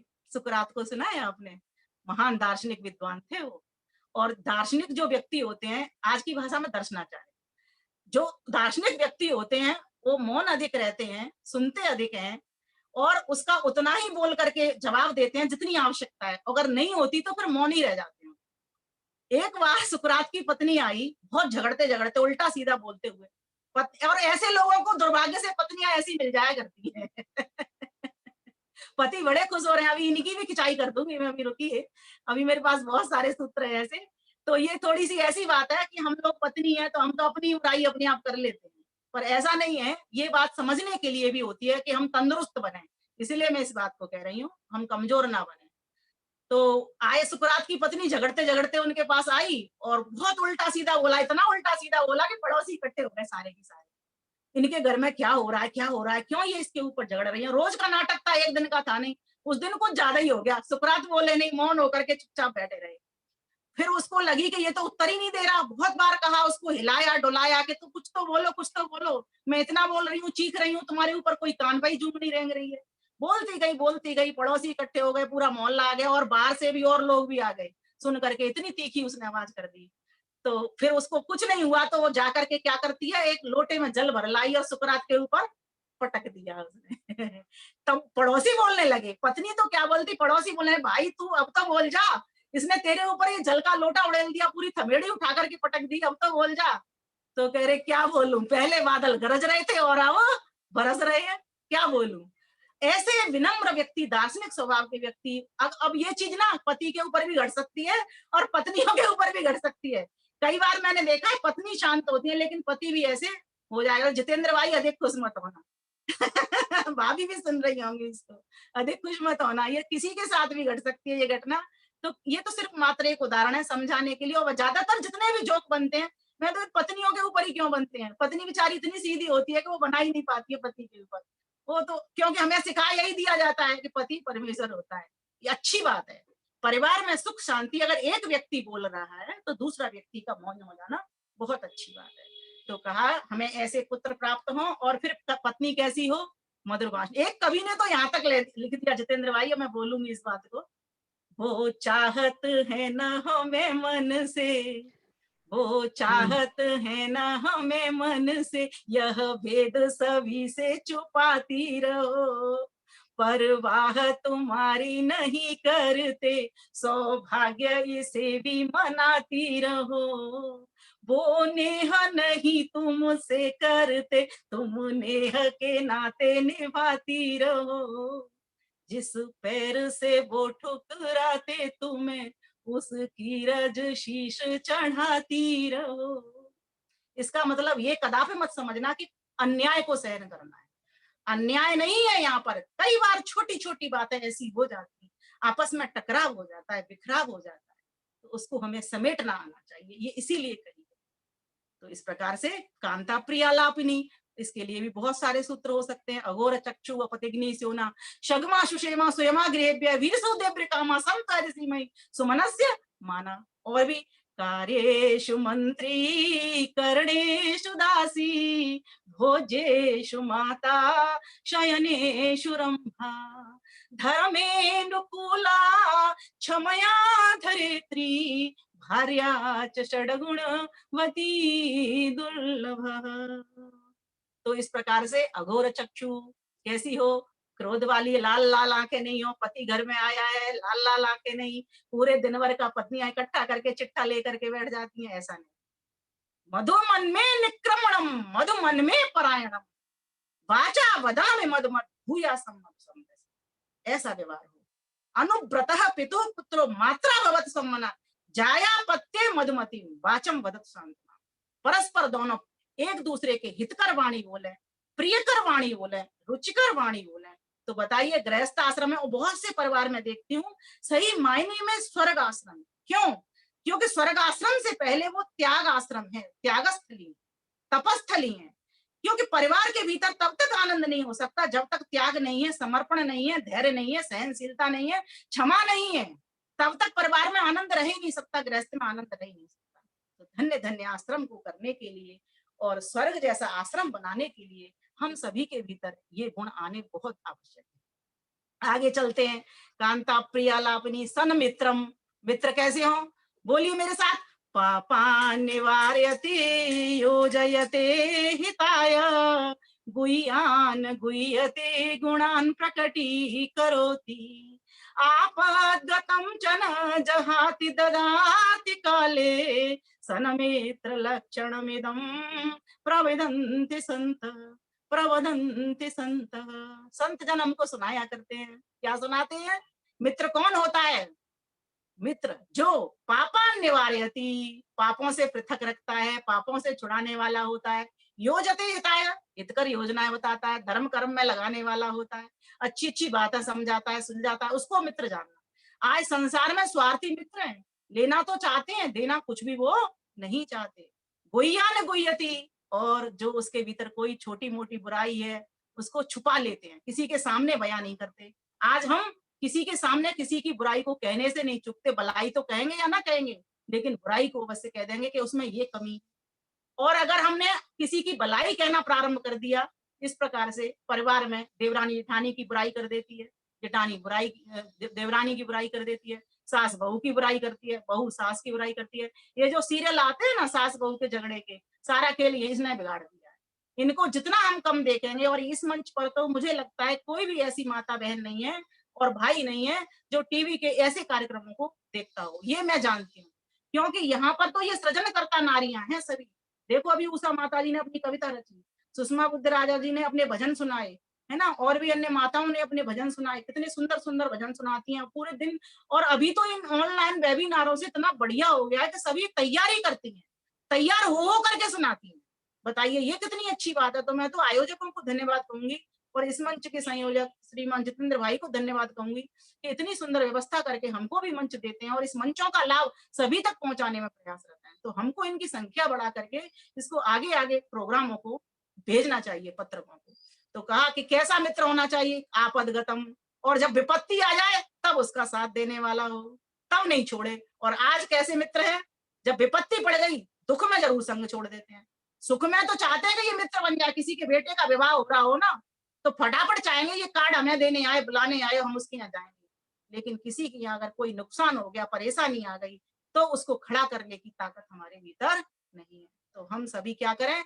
ऐसे मित्र बने जिससे कि कोई किसी और के हित होता हो। फिर कहा सन मित्रम लक्षणम, ऐसे मित्र के, अच्छे मित्र के ये लक्षण हुआ करते हैं। कौन बताते हैं इनको? संत जन हमको बताते रहते हैं, प्रवदंत संत। तो ऐसे प्रकार से संतों की वाणी को हमको अपने जीवन में धारणा करना चाहिए। भगवान कृष्ण शास्त्रोक्त बातों को मानने वाले थे, तभी तो उन्होंने सुदामा को अपना मित्र बनाया। नहीं तो कहाँ तो सुदामा थे और कहाँ राजमहल में द्वारका का राज्य कर रहे श्री कृष्ण थे। वो ध्यान भी नहीं देते अपने मित्र की ओर, लेकिन उन्हें ध्यान आ गई वो बात कि मेरे बचपन का मित्र है। और दूसरी बात, सुदामा तो बचपन का मित्र था, एक उदाहरण बन गया। लेकिन क्या उनके पास और निर्धन आते होंगे, क्या वो उनकी रक्षा नहीं करते होंगे? उनकी भी उसी की तरह रक्षा करते होंगे। पर ये हमको सिर्फ कहानी के माध्यम से, और सुदामा चूंकि उनका मित्र रहा है कृष्ण भगवान का, इसके माध्यम से हमको ऐसा बता दिया गया। तो इस प्रकार से सन मित्रम सुधनम, और उत्तम कमाई का धन हो। वेद में मंत्र आता है, ऋग्वेद में अग्नि नारायणमश्मत् कोसमेव दिवे दिवे यशसम वीर वतदम। जो व्यक्ति उपयुक्त अर्थात सदुपयोगों से, अच्छी प्रकार से, ईमानदारी के साथ, सच्चरित्रता के साथ में धन कमाता है, कोई काला धन नहीं करता, ब्लैक मार्केट नहीं करता, कोई उल्टा सीधे कर्म कमा के किसी की चैन काट करके, गला काट करके धन नहीं कमाता, ऐसा व्यक्ति ही यशस्सु को बढ़ाने वाला होता है। और ऐसा व्यक्ति का ही लगा हुआ धन वीरों को बढ़ाने वाला होता है। दिवे दिवे, नित नित, दिन दिन पुष्टिकारक, कोशमेव दिवे दिवे, पुष्टिकारक होता है। तो बताइए, सुधनम स्वयोषित रति, और अपनी पत्नी में अनुराग होना चाहिए, किसी और की पत्नी की तरफ पत्नी रूप में नजर नहीं होनी चाहिए। माता है, बहन है, मातृवत पर दारेसु पर द्रव्यसु लोष्टवत, पराई स्त्री को तो माता कह करके बोलना है। रामायण तो इस बात की साक्षी है। हनुमान जी कितने आयु में बड़े हैं, सीता को क्या बोलते हैं? माता जी, माता जी प्रणाम। चाहते तो वो किसी दूसरी दृष्टि से भी देख सकते थे, लेकिन जिस व्यक्ति के पास शास्त्र का ज्ञान है, यथार्थ ज्ञान है, जीवन में उतरा ज्ञान है, वो व्यक्ति पराई बहन बेटी को माता बहन की दृष्टि से देखता है और हर संभव उनकी रक्षा करने के लिए उद्यत रहता है। अगर हम सभी बहन भाई इस प्रकार का ये निर्णय संकल्प ले लें आज कि हम अपनी बहन बेटियों को इन लव जिहादियों से बचाएंगे, इसकी रक्षा करेंगे, जिस विधि तरह से हमसे हो सकती है, यथाशक्ति धन, समय, श्रम, उस प्रकार से हम रक्षा करेंगे, तो आज हमारी ये बहन बेटी इन ऐसे लोगों के पास नहीं जाएंगे। और एक और बात मैं अभी आपके मंच से कहना चाहती हूँ। पंजाब में, मैं राजनीति की बहुत बात नहीं करती, लेकिन राजनीति एक विषय है सतत प्रकाश के भीतर कि आज की जरूरत है और देश को समझना चाहिए। जब तक देश की राजनीति को नहीं समझते हैं, तब तक हम उत्तम नेता भी नहीं चुनते और हमारी धर्म की ओर निगाह भी नहीं जाती। धर्मयुक्त राजनीति होनी चाहिए। एक सरदार जी अभी इन दिनों में क्या कर रहे हैं कि अभी जो वहां पर पंजाब में हो रहा है, कितने सारे ईसाइयों के पास हमारे हिंदू बहन भाई जा रहे हैं और उनको समर्थन मिल रहा है। क्या बताइए, मेरे पास यहाँ आर्य समाज का मंच है, स्वामी श्रद्धानंद का काम ये हो रहा है या नहीं हो रहा है? स्वामी श्रद्धानंद की सही मायने में अगर हमने अपने बहन भाइयों को नहीं बचाया तो समझ लीजिए हमने उनकी श्रद्धांजलि की जगह पर उनकी हत्या कर दी। इसीलिए आर्य समाज को खड़ा हो जाना चाहिए, खड़ा होकर के किसी भी तरीके से रोक लगानी चाहिए। पंजाब के जितने भी आर्य समाज मंदिर हैं, और मैं तो कहती हूँ केंद्र से भी आर्य प्रतिनिधि सभा के लोगों को भी जाना चाहिए और इस चीज का विरोध होना चाहिए, अच्छी तरीके से विरोध होना चाहिए कि हमारे हिंदू बहन भाई क्यों जा रहे हैं वहां। तो इस प्रकार से मैं सभी के लिए नहीं कह रही, सभी में सभी बहुत अच्छे लोग भी हैं, सभी के लिए नहीं कहना चाहिए मुझे, लेकिन कुछ लोग ऐसे हैं जो इस तरीके की राजनीति करते हैं, गंदी राजनीति करते हैं। उनको, अपने भाइयों को हमको बचाना है किसी भी तरीके से, मेरा कहना ये है। बस जिस तरीके से बच सकते हैं उस तरीके से हमको बचाना है। तो अब आगे चलते हैं। सुधनम सुयोषित रति, अपनी पत्नी में अनुराग हो। च आज्ञा परा सेवका, और हमारे जो सेवक हैं वो कैसे हों?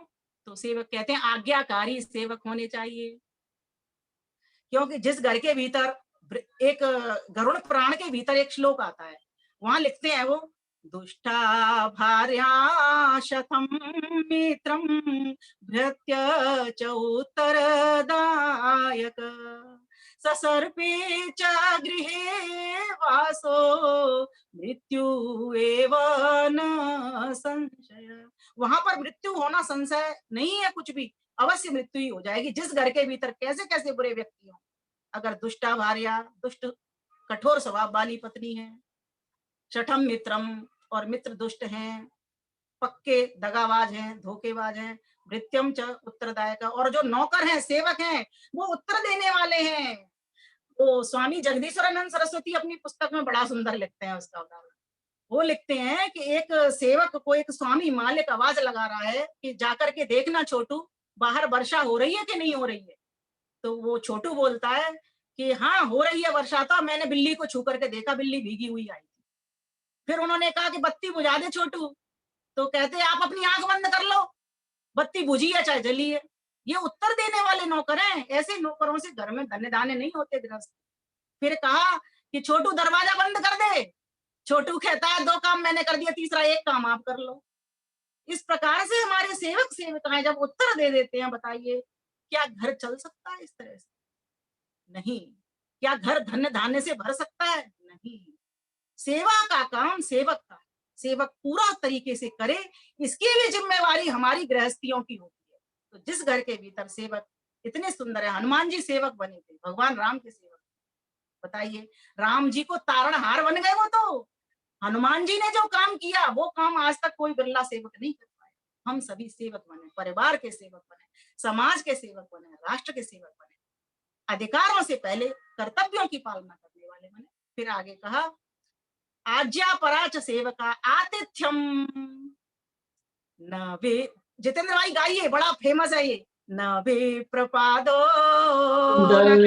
कर्दमानि न दशवेद शास्त्रानि स्वाहा स्वधाकार विवर्जितानि स्वाहा स्वधाकार विवर्जितानि शमशानि तुल्यानि गृहाणि तानि शमशानि तुल्यानि गृहाणि तानि न विप्रपादो, जिनके घर के भीतर ब्राह्मण के पैर नहीं धुलते हो, उनसे कीचड़ नहीं होती हो, बताइए वो क्या घर है?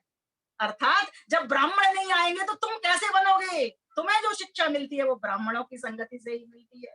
न विप्रपादो कर्दमानि, फिर कहा न वेद शास्त्रों ध्वनि गर्जितानि, और जहां पर वेद शास्त्रों का स्वाध्याय नहीं होता, ध्वनि नहीं गूंजती, ओम भूर्भुवः स्वः तत्सवितुर्वरेण्यं भर्गो देवस्य धीमहि धियो न प्रचोदयात्, और स्वाहा स्वधाकार विवर्जितानि, स्वाहा स्वाहा स्वाहा, सूर्य ज्योति ज्योति स्वाहा, यज्ञ नहीं होते। स्वधा, स्वधा कहते हैं अन्न को, जहां पर के अतिथियों को, आए गए को, कुत्तों को, पशुओं को भोजन नहीं खिलाया जाता, अन्न के भंडार नहीं, जहां पर वो घर घर नहीं है, वो क्या है?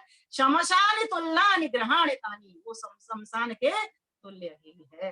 तो इस प्रकार से आतिथ्यम, फिर कहा शिव पूजनम, हम सभी को अतिथियों की सेवा करनी चाहिए, ब्राह्मणों को घर पे बुलाना चाहिए। जिनके घरों में ब्राह्मण नहीं आते ना, वास्तव में वो शमशान में ही रहते हैं, ये समझ।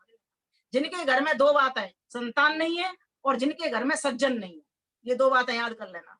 जिनके घर में सज्जनों के पैरों की कीचड़ से धोने से कीचड़ नहीं होती, और जिनके घर में उत्तम संतान नहीं होती, वो समझ लीजिए वो शमशान के भीतर भी है। तो अब इसका मतलब ये मत लगा लेना जिसके घर में संतान हुई नहीं है तो वो शमशान में रह रहा है। होते हुए भी इस प्रकार की कपूत निकल गई है, और इस प्रकार से किसी को पसंद ही नहीं करते हैं। किसी ने फोन किया, जी हम तुम्हारे घर आना चाहते हैं, हमने मना कर दिया, जी हम तो घर पे ही नहीं है, हम तो वहां जा रहे हैं, किटी है हमारी तो हम वहां जा रहे हैं, या कहीं भी जा रहे हैं।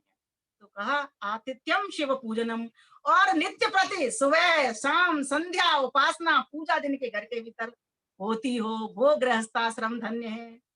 ये काम सारे करने पड़ेंगे। क्यों?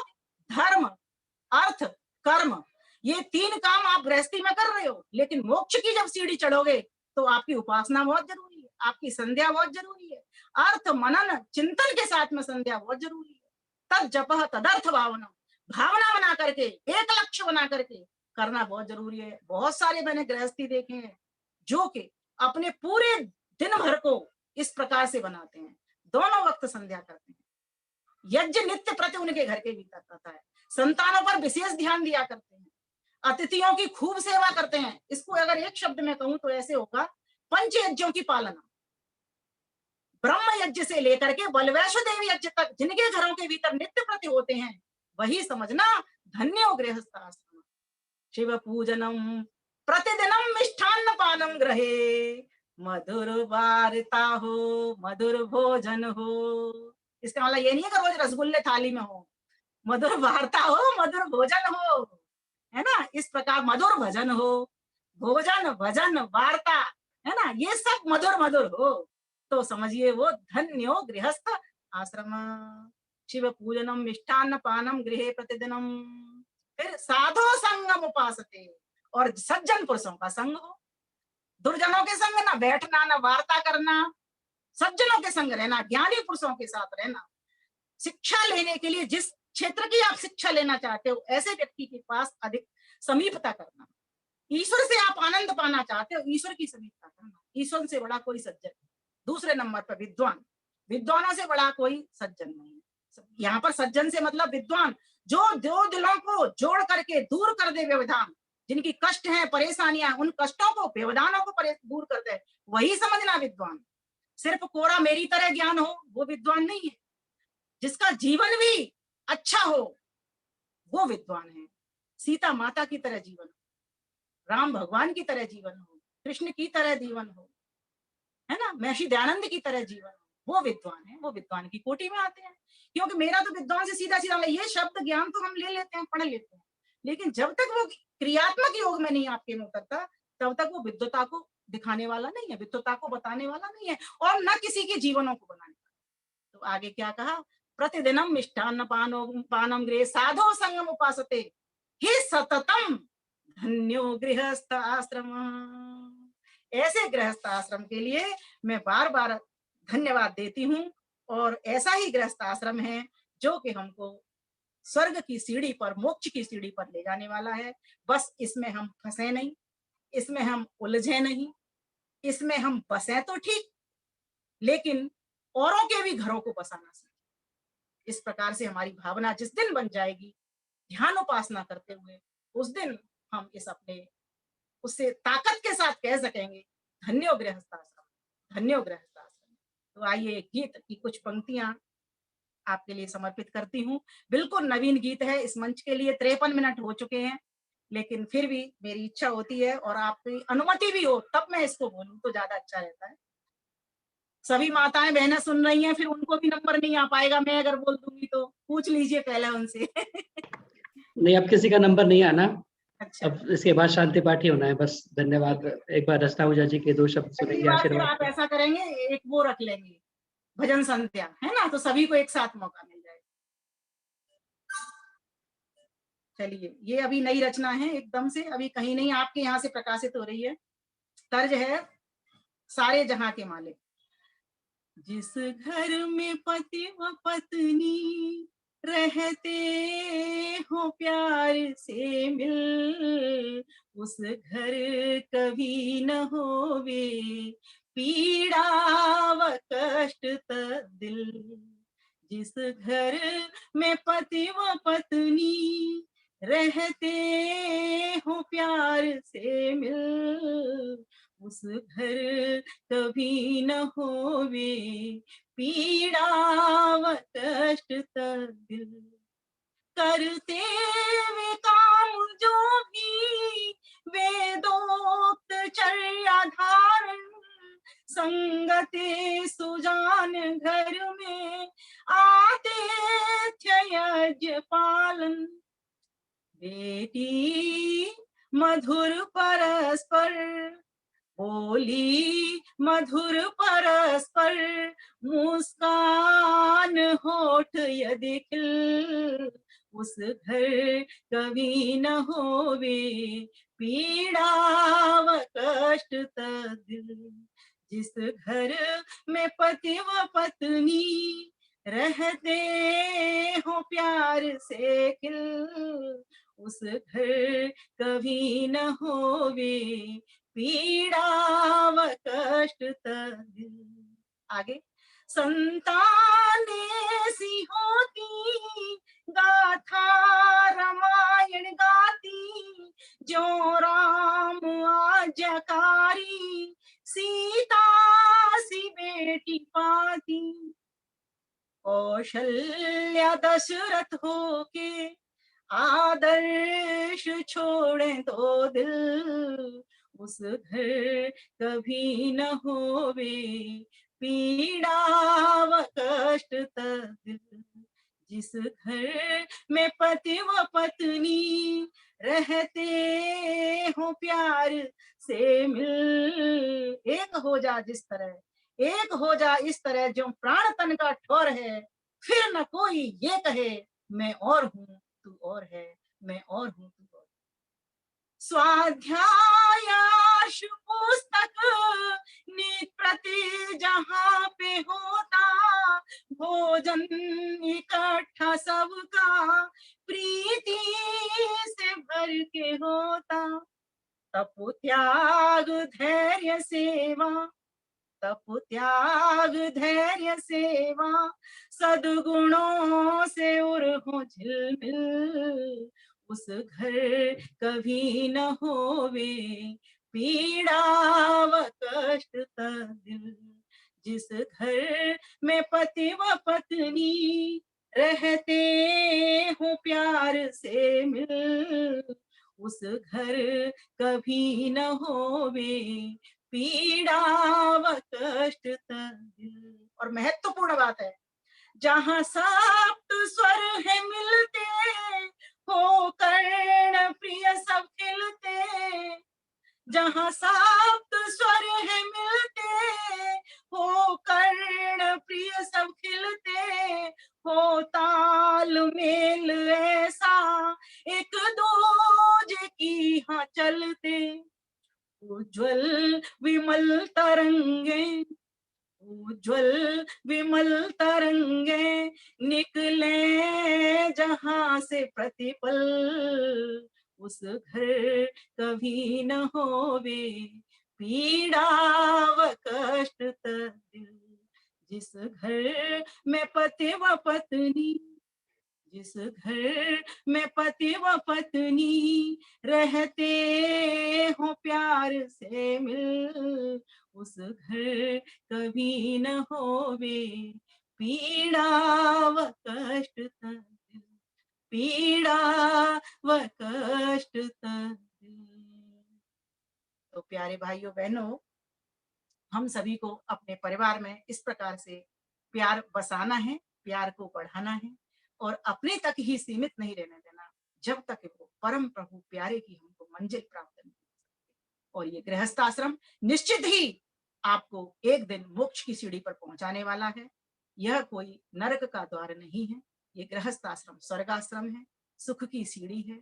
जिस व्यक्ति के सुंदर कर्म होते हैं उनको ही ये मनुष्य की योनि मिलती है, उन्हीं को ही ये आश्रम गृहस्थ आश्रम प्राप्त होता है। इसीलिए यह सोच करके कि ये कार्य मोक्ष का पाना अर्थात परम आनंद का पाना ये सिर्फ सन्यासियों का ही है, हमारा नहीं। एक उच्चतम स्तर तो है सन्यासियों का, वहां तक हमको पहुंचना ही होगा, लेकिन इस तरह नहीं जिस तरीके से आजकल हम देख रहे हैं कि गृहस्थ को भोगस्थली बना लिया गया है। ये भोगस्थली नहीं है, यह तो योगस्थली है, तपस्थली है, त्यागस्थली है, परीक्षा स्थली है। जितनी परीक्षा पत्र प्रश्न पत्रों का हल हम इस गृहस्थ धर्म के भीतर करते हैं उतना किसी भी आश्रम के भीतर नहीं होता, क्योंकि हर प्रकार के इसमें अनुभव होते हैं, खट्टे भी, मीठे भी, फीके भी, कड़वे भी। सभी को हमको एक करके चलना, सभी रसों का स्वाद लेना।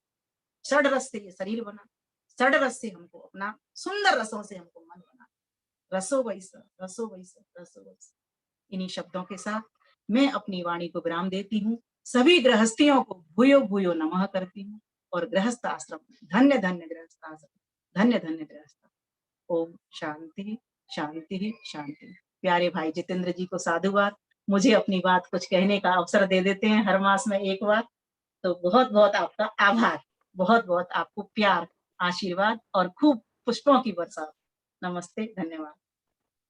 बहुत बहुत धन्यवाद आपका, क्योंकि आप समय देती हैं और इतना सुंदर विचार आप प्रस्तुत करते हैं। हमारे सभी श्रोताओं, अभी मैं पढ़ रहा था कमेंट्स, सभी प्रसन्न हैं, आनंदित हैं सुनकर के इन विचारों को।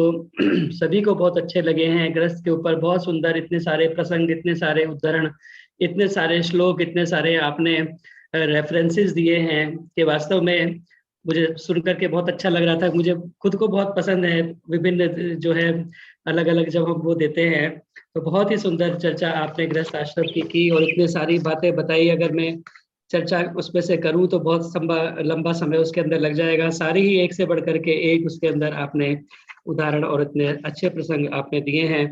बच्चे बच्चों में खेलें, बच्चे बच्चों में खेलें, हो स्नेह भरा उनके मन में, गृह लक्ष्मी हो मुदित, भरा हो मंगल उनके जीवन में, बंधु वर्ग हो सम्मानित, हो सेवक सुखी अनुचर प्रणत, हर्ष युक्त हो स्वामी का मन, तो स्मरणीय हो क्यों ना घर। मैंने एक छोटी सी पुस्तिका लिखी थी अपने विवाह के अवसर पर, सभी को वितरित की थी मैंने, ये गृहस्थ आश्रम के ऊपर। इसमें सारी जो आपने चर्चाएं की हैं, बहुत सारी बातें। हमें कैसे मिलेगी?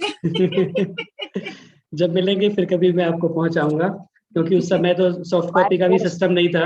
बाय पोस्ट भेजेंगे ये। जी नमस्ते माता जी। नमस्ते जी। आनंद आ बहुत गया। बहुत स्वागत। आनंद तो मृदुला माता जी में चेहरे को देख के बेशी आनंद आ वाकई आप मान गए, आप बहुत अच्छा बोलती है, बहुत बढ़िया। गया। टाइम का पता नहीं चलता, सब भूल जाते हैं समय को हम। नमस्ते माता जी। बहुत अच्छा लगता है। आइए, समय बहुत आगे बढ़ गया है। एक बार पुनः सभी का धन्यवाद और स्वागत। कुलभूषण सखुजा जी हमारे मध्य उपस्थित हैं। आप कोषाध्यक्ष हैं आर्य केंद्रीय सभा नगर निगम क्षेत्र फरीदाबाद के। देवेंद्र गुप्ता जी ATS गाजियाबाद से। हरिश्चंद्र बजाज जी हमारे साथ में जुड़े, जो फरीदाबाद के स्थानीय बहुत अच्छे विद्वान हैं। डॉक्टर श्वेत केतु शर्मा जी हमारे साथ में जुड़े बरेली से। राम अवतार गोयल जी हमारे मध्य उपस्थित हैं। वीना आर्या जी हापुड़ से आपने ज्वाइन किया है, और हापुड़ में अभी आदरणीय विमलेश बंसल जी बहुत अच्छा कार्यक्रम करके आई हैं महिला सम्मेलन के अवसर पर संभवतः, और बहुत ही बड़ी और बहुत ही भव्य और दिव्य आर्य समाज हापुड़। मैंने वहाँ के चित्र भी देखे जो आपने शेयर किए, बहुत ही सुंदर कार्यक्रम रहा। श्रुति सेतिया जी भी वहाँ पर उपस्थित थी। तो बहुत बहुत शुभकामनाएं आपको भी, इतना सुंदर कार्यक्रम आपने वहाँ पर किया। और उसके अतिरिक्त आपने अभी एक संस्कार भी कराया, आपने चित्र साझा किया। विश्व हिंदू परिषद के जो राष्ट्रीय अध्यक्ष हैं आलोक जी, उनके यहाँ पर पोते के जन्मदिन या नामकरण से संबंधित था। तो बहुत बहुत शुभकामनाएं। इस प्रकार के बहुत सारे कार्यक्रम आपके द्वारा चलते रहते हैं। वीना आर्या जी हापुड़ से हमारे मध्य उपस्थित हैं। आदरणीय माता मृदुला जी, सादर नमस्ते। बहुत अच्छा लगा आज का कार्यक्रम, और विमलेश जी का उद्बोधन तो जितना जब भी सुना जाए वो तो गागर में सागर भर देती हैं, और एक एक जीवन का पल फूल की तरह खिल उठता है। बहुत ही अच्छा लगता है हमें इनका सुनकर, और यहाँ पर हापुड़ आने से इनका जो हमें मार्गदर्शन मिला और जितनी भी देर का साथ रहा वो पल अविस्मरणीय रहे। मैं उनका बहुत दिल से धन्यवाद करती हूँ, साथ में भाई आपका भी, और आपका सारा ही कार्यक्रम व भजन बहुत सुंदर रहे। कार्यक्रम अति प्रेरणास्पद रहा। सभी का बहुत बहुत धन्यवाद जी। बहुत धन्यवाद वीना जी आपका कार्यक्रम से जुड़ने के लिए, और सुंदर आपने शब्द हमारे लिए प्रयोग किए, बहुत धन्यवाद। लता नारंग जी, मनीषा ग्रोवर जी, निशी जी राजपुरा से इत्यादि बहुत सारे गणमान्य लोग यहाँ पर उपस्थित हुए। आप सभी का पुनः बहुत धन्यवाद। दो शब्द आशीर्वाद के हमारे मध्य में आदरणीय रचना आहूजा जी उपस्थित हैं। आप प्रधाना प्रांतीय आर्य महिला सभा दिल्ली, केवल संक्षिप्त में दो शब्द आशीर्वाद के आप कहें, उसके बाद शांति पाठ करके आज की सभा का हम समापन करेंगे। आदरणीय रचना आहूजा जी।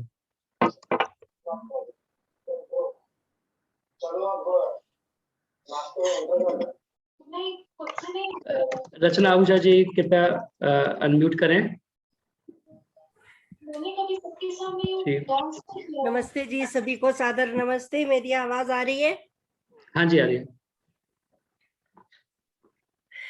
क्या कहूं, स्पीचलेस। निशब्द हो गई है। धन्य धन्य गृहस्थाश्रम, धन्य धन्य हमारी प्रिय बहन विमलेश जी, धन्य धन्य इनका गहन अध्ययन, धन्य धन्य इनकी कविताएं, और धन्य धन्य इनका बहुत सारा स्वाध्याय, और धन्य धन्य आपका प्रेजेंटेशन जो कि इतना अच्छा होता है कि मतलब कहते हैं कि एक टक देखते रहो, सुनते रहो, मतलब विचार इधर उधर जाने नहीं चाहिए। बीच में से भी कोई मुझे बुला रहा था तो मैंने कहा अभी रुक जाओ, अभी तुम चुप रहो 2 मिनट में अभी। तो बहुत अच्छा आपका प्रवचन रहा। अभी जैसा कि मुझे कहा गया है कि बिल्कुल संक्षेप में बोलना है, तो हम जानते ही हैं कि घर को धन्य बनाने वाली या स्वर्ग बनाने वाली वो नारी ही होती है, वो एक माँ ही होती है, वो एक बहन ही होती है, वो एक पत्नी ही होती है जो कि घर को स्वर्ग बना सकती है। और कहा भी गया है ना कि ना गृहम गृहमिति आहु गृहिणी गृहम उच्यते, तो घर बनता ही गृहिणियों से है। और आपने इतने सुंदर सुंदर उदाहरण दिए हैं, और चाणक्य नीति का इतना अच्छा श्लोक दे करके आपने बहुत अच्छे, बहुत विस्तार से समझाया, बस आनंद ही आ गया। बहुत बहुत धन्यवाद आपका विमलेश जी। हम फिर चाहेंगे कि फिर आपसे फिर दोबारा मिलेंगे, फिर हम आपसे आपका आशीर्वाद लेंगे, और आपका, और अब अगर समय हो तो हमारे लिए भी थोड़ा ध्यान रख लीजिएगा अगले मंगलवार को। मैं अभी से ही बोलने दे रही हूँ आपको। बहुत बहुत धन्यवाद रचना आहूजा जी, आपका भी आशीर्वाद हमें प्राप्त हुआ। आइए अब शांति पाठ करके सभा का समापन करें, और उसके बाद अनौपचारिक चर्चा आप 2-3 मिनट के लिए कर पाएंगे। शांति पाठ सभी मिलकर के करें। ओम द्यौ शांतिरंतरिक्षं शांति, पृथिवी शांतिरापः शांतिरौषधयः शांतिः, वनस्पतयः शांतिर्विश्वे देवा शांति, ब्रह्म शांति, सर्वं शांति, शांतिरेव शांति, सामा शांतिरेधि। ओम शांति शांति शांति। जय घोष के लिए आप अपने माइक ऑन कर सकते हैं। जो बोले सो अभय, सत्य सनातन वैदिक धर्म की जय हो। मर्यादा पुरुषोत्तम भगवान श्री रामचंद्र की जय हो। योगेश्वर भगवान श्री कृष्णचंद्र की जय हो। गुरुवर विरजानंद की जय हो। युग प्रवर्तक महर्षि प्रवर देव दयानंद की जय हो। भारत माता की जय हो। गौ माता का पालन करेंगे, आर्य समाज अमर रहे, वेद की ज्योति जलती रहे, ओम का झंडा ऊंचा रहे। वैदिक ध्वनि